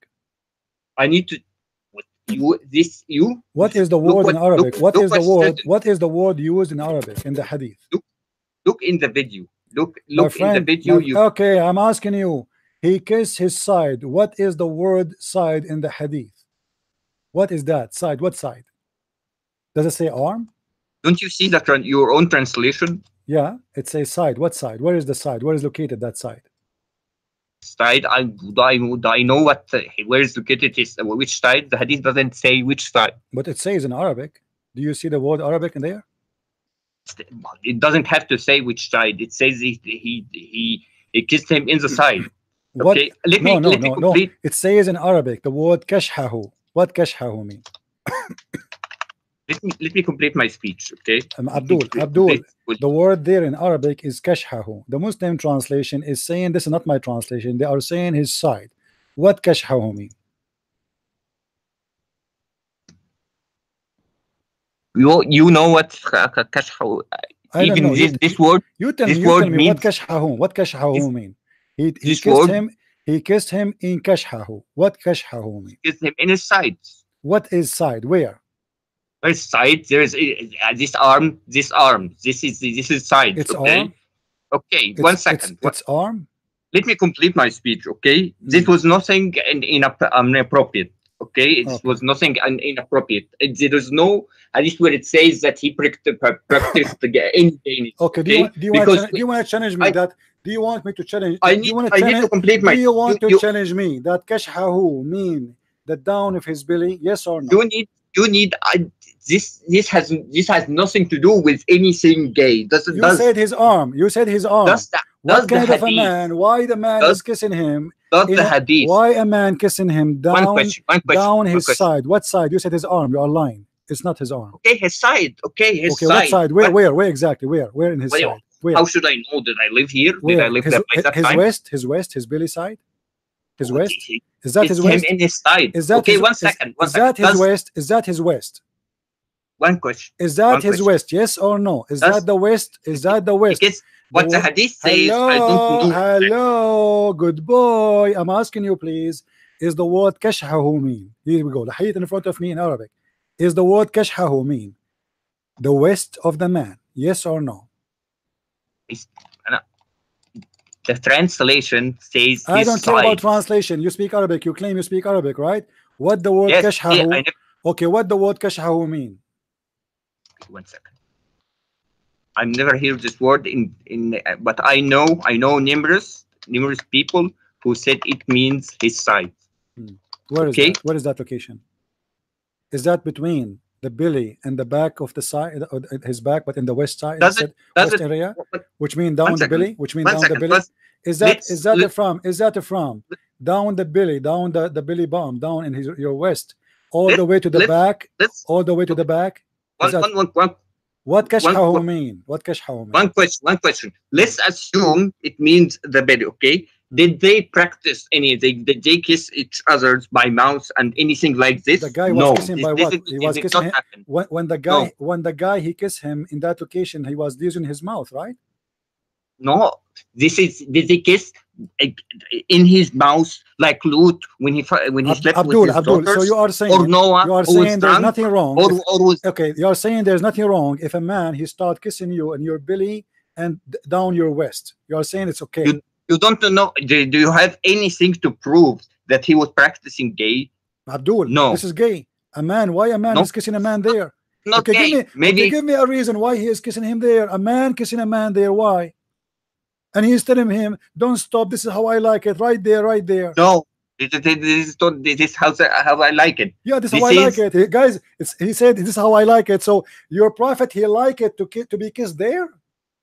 First of all, down the his belly? Quran No, speaks hold against. on. You are saying that when the guy is kissing him and he down his belly, your prophet, he said, this is how I like it, kiss me there? Is that normal for the Arab? Do you are an Egyptian This boy. was normal, but by the Arabs. In but Egypt, Can- do can- you kiss each other down the belly? Can you find me a hadith where he kissed someone by mouth and kissed him and practiced gay Okay, thing? what if I Do you know? okay, what Do if, you know in Sharia? okay, in hold on, Sharia, It's If I forbidden. show you your prophet not only kissing, licking, what you will do? This I know what you will do. You will do. Which hadith you will use? What hadith I will use? That What? this had. Tell me I know which one. Which one? Tell me I which don't one. No, tell me, remember tell me. the exact. No, tell me but which it- one. No, you don't remember. You are a liar. Always, Tell me which one. always Tell me which one. You don't misinterpretation. remember anything. You know nothing. All what you know, you You have no shirt. Tell me which hadith you remember. I will speak about your prophet licking a face of a man, a male. You're Who? You're always misinterpretation. So now It's you the agree Quran that your prophet kissed men and licked them. Not only he kissed them. One second. Now, Are you aware? Now answer me. Is it normal? Is it from the practice of the Muslims today to follow the Sunnah of the Prophet? The Prophet, he liked it to be kissed there. Do you, when you see your friend, kiss them down their belly? Do you do that or no? This was something that has nothing to do with gays. What? So Okay. it had to do with what? Then This has it have to do with what? It have to do with what? Tell you me. are having a very difficult time naked finding something. men, they have no shirt on. Muhammad, he left his shirt up. Why he left Okay, his shirt up? What the And the hadith says guy it says. and the guy start Does doing the what? hadith? They does start the kissing. had- They does start the hadith? kissing each other, my friend. And the Does the prophet. hadith Prophet say liked they it. have? And now, he do you had see? sex? You see, you Does the did hadith? lie to us. You said that the word kashaf. Does the hadith say mean sex? arm. No, it Hold doesn't on. say sex. You Lut said slept with his you daughters, said right? the word kashaf mean Did arm. Lut sleep Do with you his see daughters? you see the dictionary in front of you? Do you see the dictionary? It says ما بين الخاصرة إلى الضلع الخلف. Do you see it? Between the west down الخاصرة, all the way to back of his ass. Does the hadith? My friend, the this is what hadith he's kissing say him. they have sex? So what if this hadith? Why a man? Why a prophet of God? But Abdul, why a prophet of God is kissing and the man kissing each other in such a place? What kind of a behavior is behavior? If this is not Does gay, he say that this he is had what? sex with him? Oh, Does he say? obviously this is sexual because this is kissing. A man kissing a man, And when a Lut man, slept with a his man daughters, kissing a what was man that? in a naked body down his belly. You lied to us. You said his arm. You are a liar. Beside That I was the got you translation. busted. Your own I translation showed said you the right. dictionary. It says When Lot where he, slept with his daughters, when Abdul, Noah was Abdul, drunk. Abdul, listen. So Lot sleep with his daughter. Muhammad slept with his daughter too. No, he didn't sleep with He his did. daughters. First of all, Lot is not. Who is Lot? Who is Lot? Lot, Prophet Lot. You Okay, say what he's he's done? What he okay. did? One What he did? question. Listen. Just to How show, can you follow a prophet just which to slept show you with how his daughter? stupid you are. Just to show you how stupid you are. The Bible says that the daughter of Lot, they slept with him, not him. He slept with them. They made him drunk. He is not aware. The guy is asleep. And God didn't protect him from being From there, what? from Okay, committing such okay. Hold awful act. on. So here the Bible is reporting what the daughters did. It's not what God told them. This is stupid of you to accuse them of anything. Really? And when Moses talks about the virgin girls, Abdul. Now listen. Here we go. We have a prophet of God. He go to visit his son and he flirt with his wife. And we have a guy kissing the prophet belly down. And we have a guy who is drunk. You know, a prophet who gets drunk. Muhammad is drunk. You want me to show you? Noah. Do you want me to show you? According to your Bible. So what? You know, you Muslims, you say that the prophet and the believers used to be drunk day and night. Noah, was Noah drunk was after your prophet? after the He flood? can be drunk. So what? So why? And he curses his grandchild. Abdul, let me show you because he curses him. Let me tells show him, you how cursed be your generation because I was drunk. Let me show you what. No, he cursed his son because he was making fun of him. Let me show you. Let me show you how stupid. Yes, that's what he might making fun of. I can show you the same story from yours. Okay, hold on. If I show you the same story from your books, your prophet saying that, are you going to spit at your prophet saying shame on you to believe in this prophet? If I show you the same story of Noah, if I show you the same story which you are making fun about Noah, if I show you the same story, your prophet reporting that, what you will do? Do you promise me to open your camera and you dance naked for us? Do you challenge me? Why you are quiet? Do you challenge me? Do you accept to challenge me to show you your prophet quoting the same story? Okay. And if he is saying that you are making fun of it, are you willing to say that your prophet is a scumbag, he's a stupid, he's filthy, because you are making fun of the Bible? So if you're a prophet teaching the same story and he believed in Noah to be a prophet after he did that, are you willing to say Muhammad is a stupid scumbag? No, I'm not willing to say. See, so you are a coward, you are a hypocrite. No, but so why you are mentioning it? And let me show you the Muslims and the prophet. All of you used to be drunk. The Quran says, "Wala taqrabu salata wa antum sukara." Don't get close to the prayer when you are drunk. Why? Do you want to read Ibn Kathir? Do you want me to read Ibn Kathir? Because simply they used to be drunk day and night. And do you want me to show you your prophet teaching the Muslims how to make wine? Just to make things clear, do you want me to show you the prophet? Okay, one second. Listen. As long as you are the one who opened this topic, if you do win, you want me to show you? Do you want me to show you the prophet teaching the Muslims how to make wine? And if you show me, I won't admit, but I can do what you read in the front of you. Read it. But was the believers drunk people? And Allah, he said to them, no problem. If I prove to you that that Noah did this thing, you're the one who. I know what he did, Abdul. I did not say. You see how stupid you are. I know what Noah. I know what Noah did. So what? I know what Noah did. He got a drunk. So be the one who listen. Okay? If Noah he got a drunk, so what? So what? A man in his house. Listen, Abdul. Okay. A man in his house. He did not go and sleep around with women. He is in his house and he is a drunk. What the problem? Okay. At that time, if we say to you, can you show me the law? It says it's forbidden for you to drink. You will say there is no law at that time. So shut up. If I show you this verse, chapter 4, verse number 34, the Muslims are drunk and they are coming to the mosque are drunk. If I say to you how the Muslims are drunk and they are coming to the mosque drunk, you will say to me at that time it was okay. But you will say to me at that time it was okay, correct? It's called abrogation. I don't care. At this time it was okay, correct or no? At that time, of course. Of course. So how many years after Noah and you Muslims still practicing drinking? Okay, but this is. Don't tell me okay, Abdul. Don't tell me okay. How you are saying you are making fun of Noah to be drunk, and he is right after Adam, the beginning of mankind. There's no law it says to him to be drunk or not. God nowhere says to him be drunk or not. People, they still marrying their sisters. According to your Quran, the children of Adam, they fought with each other because one of them, he want to marry the other girl who have no cross eyes, and Allah, he asked them to give a qurban, and then Allah, he took the shish kebab, he refused the falafel, and then the guy, he killed his brother because he want to take the women who have no cross eyes. And you are making fun of Noah for being drunk when you're a prophet and the believers are drunk. If you Abdul, why you are changing the topic? Why the Quran? Why the Quran saying alcohol is a blessing from Allah and it's a miracle? Explain. Okay, let me Does the Quran does the 30 Quran seconds, does the 30 Quran seconds. say does the Quran say that alcohol is a great and it is a miracle from Allah? Yes or no?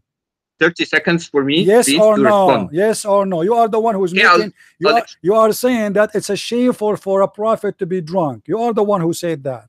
So I'm asking you, why your prophet teaching the Muslims how to make wine and why he was drunk, and why the Quran saying it's okay to drink, but please when you come to the mosque, please don't be drunk, and why the Quran saying that wine is a miracle of Allah. I promise to dance without a shirt on camera if you prove to me that he said make wine. Okay. Promise. You will dance in the camera? Yes. All right. Without shirt. Guys, get ready.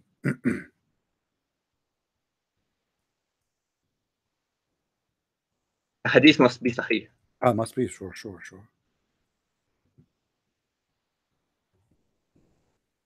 So we know from now what you will say. You will say it is not it's not sahih. We know already, like he's making himself, he's making an excuse not to dance. It must be sahih, brother. Yeah, for sure we will give you sahih hadith. Okay.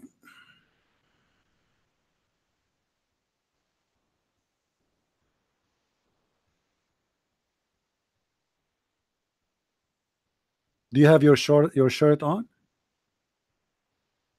There's no hadith like this. Okay, but do you have your shirt on?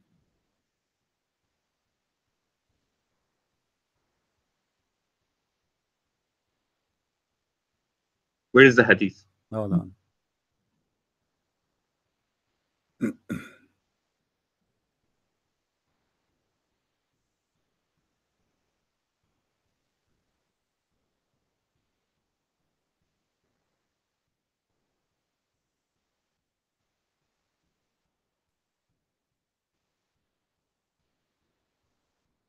One who falls a drunken prophet.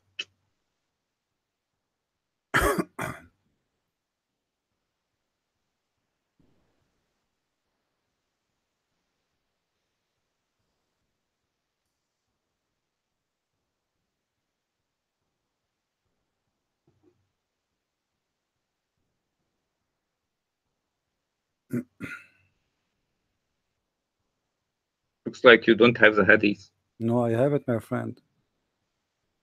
Trust me, it's in the front of me. I'm just looking for the one which will make you happy. You have no idea you're talking to who, my friend.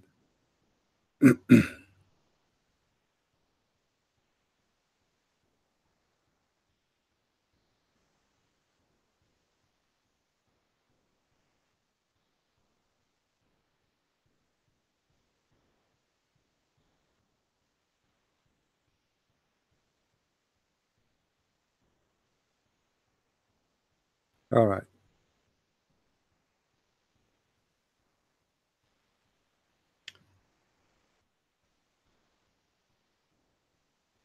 Read this hadith for me. I'm not opening YouTube exactly. I will open it.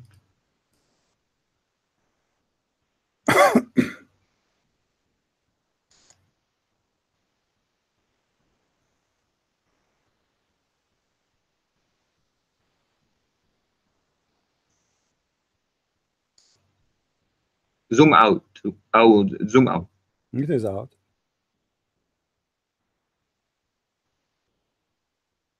What this hadith is saying?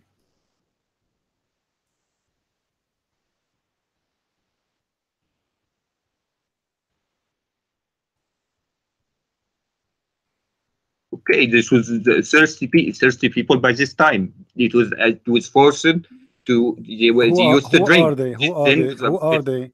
Who are they? Those people? the Arabs, What? the Arabs, the And Arabs what the used to drink wine. So what he is saying? What the problem here? But the problem here, this was abrogated.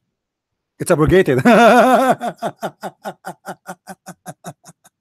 Where it says it's abrogated. What do you mean? You are the one who said that the prophet don't do that, and you are the one who is saying to me, show me and I will dance. And I just showed you the beginning. I did not show you everything. I want to show you more. But now why you are lying, and why you promise me you will dance if I show you? This is abrogated. The hadith is abrogated too? Now, this is the idea. This idea that you used to drink beer in the past, and They used to drink beer. This is beer. Why? Whatever. Come. Oh boy, Abdul. Not the abrogated hadith. The abrogated. Abdul. Your prophet was a drunk man, and he used to be drunk for 3 days and 3 nights. Now you promise me if I show it to you, you will dance. Are you willing to keep your promise? Are you going to open the camera for us and dance? Yes or no? Okay, what if you will dance now?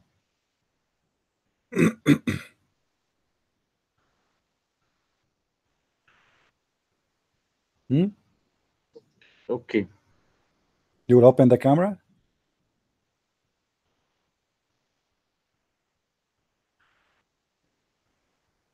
But so you know it's abrogated.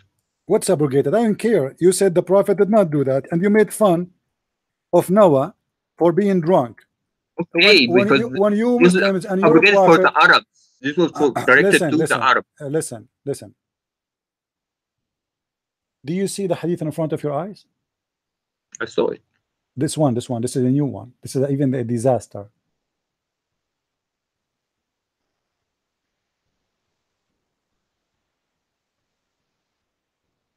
What do you say? How many times you are going to dance for us today? But too bad there's no gays in this chat. We should send you to a gay section so you can dance for them. My friend, next time you want to call me, try to get me someone educated. What about you call your scholar, the sheikh, you go to his mosque? Can you do that? I admit I'm not educated, but I know, I read from the Imam that this is abrogation. My friend, abrogation or what? Your prophet was a drunk man. The Muslims no, he wasn't drunk. He was a drunk man. Okay, you know what? Okay, where is drunk? When Muhammad he came, you are the one who mentioned to me that Muhammad adopted a son. Is that correct? This was as takaful. Okay, do takaful. He adopted a son. You said that, right? Okay. This son, he have a wife. Is it true that your prophet he flirt with the wife? Yes or no? What? Again? Tell me again. Is it true that your prophet, during the marriage of this man, your prophet he flirt with his own son wife when she is married? Yes he didn't flirt.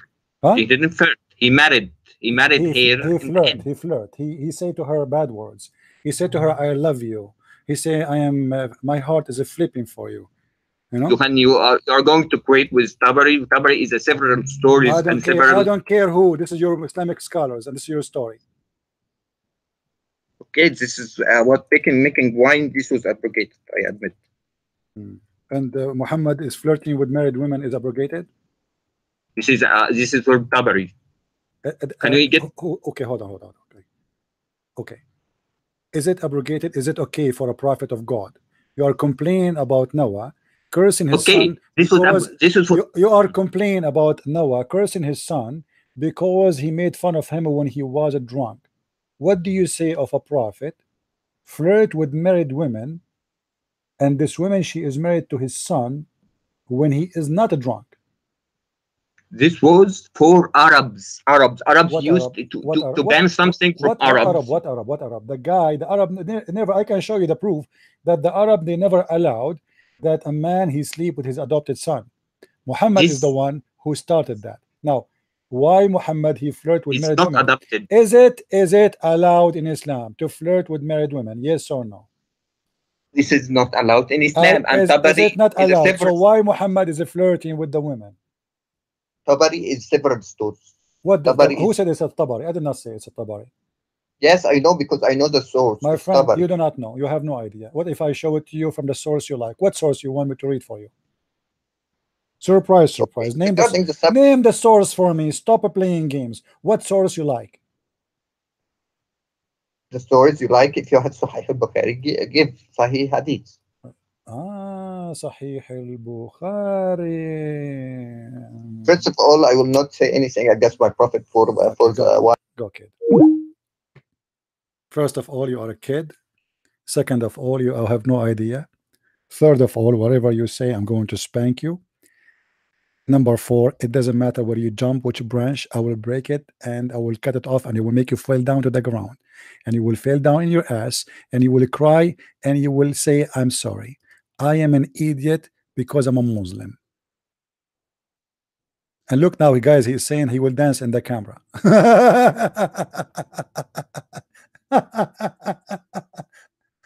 He want to keep his promise. He want to dance in the camera, guys. Look what he said to me. I will dance in the camp. And sorry, I cannot let you do that. We are not a bunch of gays here. Go and find a gay chat room in Saudi Arabia. They will be happy to see you doing that. Get lost. What an idiot. Looked like it was a great opportunity for him to do it. You know? The guy, he could not even like waste the opportunity. Like, did you ask me to dance in the camera? Yes, please. I will have 300, 400 people watching me. Oh boy, please, I will dance in the camera. I'm really over. Anyway, guys, I want to say thank you for being here. I hope today we have a good time together. And I feel sorry for this guy. Actually, I don't want really to humiliate anyone, but it's not your fault. Islam is a stupid religion. It doesn't matter what you do. It's not your fault that you speak to someone who knows too much and you are ignorant. It's not your fault that even if you know, you will be actually more in trouble. Actually, for me, I find it a lot easier to debate someone he knows a lot, because that will make it easier for me to get him busted. You know what I mean? A lot easier from debating someone is ignorant. But those people, you notice, it doesn't matter who you debate. I debate the guy who have a degree, PhD, or I debate a guy who is naked in the camera in Skype. Both of them are the same at the end of the day. They get surprised by what you know. You see, the Muslims, they don't expect you to know a lot.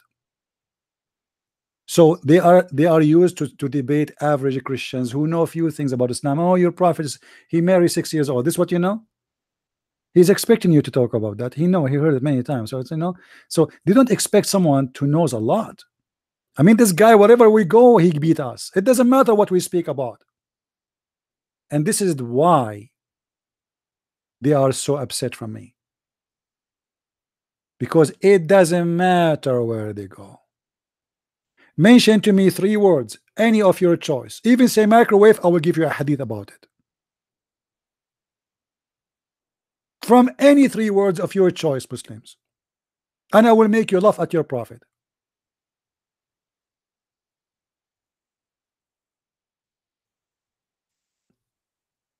My friend, this cult is a stupid, made by a stupid man for the man. And in order to believe in it, you have to be stupid. You have to be truly an idiot donkey to believe that there is a God who will make a penis endless. I mean, I do not need to be genius to know that this is stupid. Endless penis. I mean, what you will do with endless penis? You will run it as a cable between the galaxy. What? You will make an internet cable?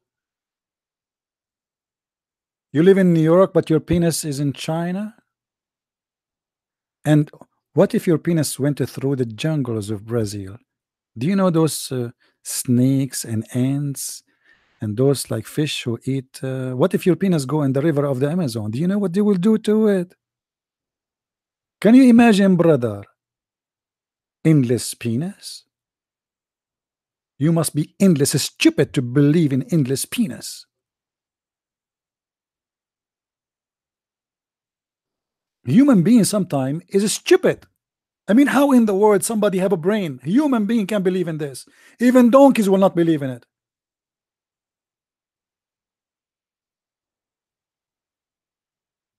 Look at this guy. He said to me, don't misquote. How I can misquote endless penis? Okay, give us interpretation what the endless penis mean. Go ahead, your majesty. You wanna call me? Guys, don't misquote. Look at this. Don't misquote. Okay, you quote for us the endless penis in context. Tell us what does that mean exactly. I'm not going to misquote. You explain. Brother Fitter, there's a Christian guy, his name is the Christian Prince, and he always say there is the endless penis. First of all, he is misquoting the penis. The penis here, it means a cucumber. It's very well known that in the heaven we would like to have a lot of cucumber, and Allah is promising us an endless cucumber. It's a penis. It is a penis. What misquote? Explain to me how I misquote the penis. It's endless penis. What is the misquote?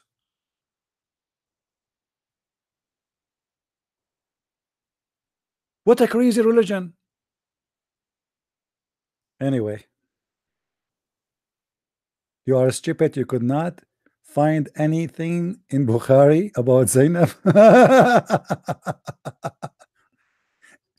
So if I find you something in Bukhari about Zainab, what you will do? What an idiot. Anyway, guys, I want to say thank you. May the Lord bless you. And until we see you again, if not tomorrow, the day after, as always, we say, Christ is Lord, Islam is false, and it's time to go. See you soon. May the Lord bless you all. And don't forget to help us in what we do if you care for what we do. Take the videos, download them, share with your friends, invite your friends, tell them about what we do, and read my books. You can just search my name in Amazon.com, and you can find my books there in any Amazon of any country, because you know Amazon have Amazon.com, .de, France, etc. So search for my books, read them, watch my videos, and thank you for those who help us and make donation always. God bless you, and see you soon again. Bye-bye.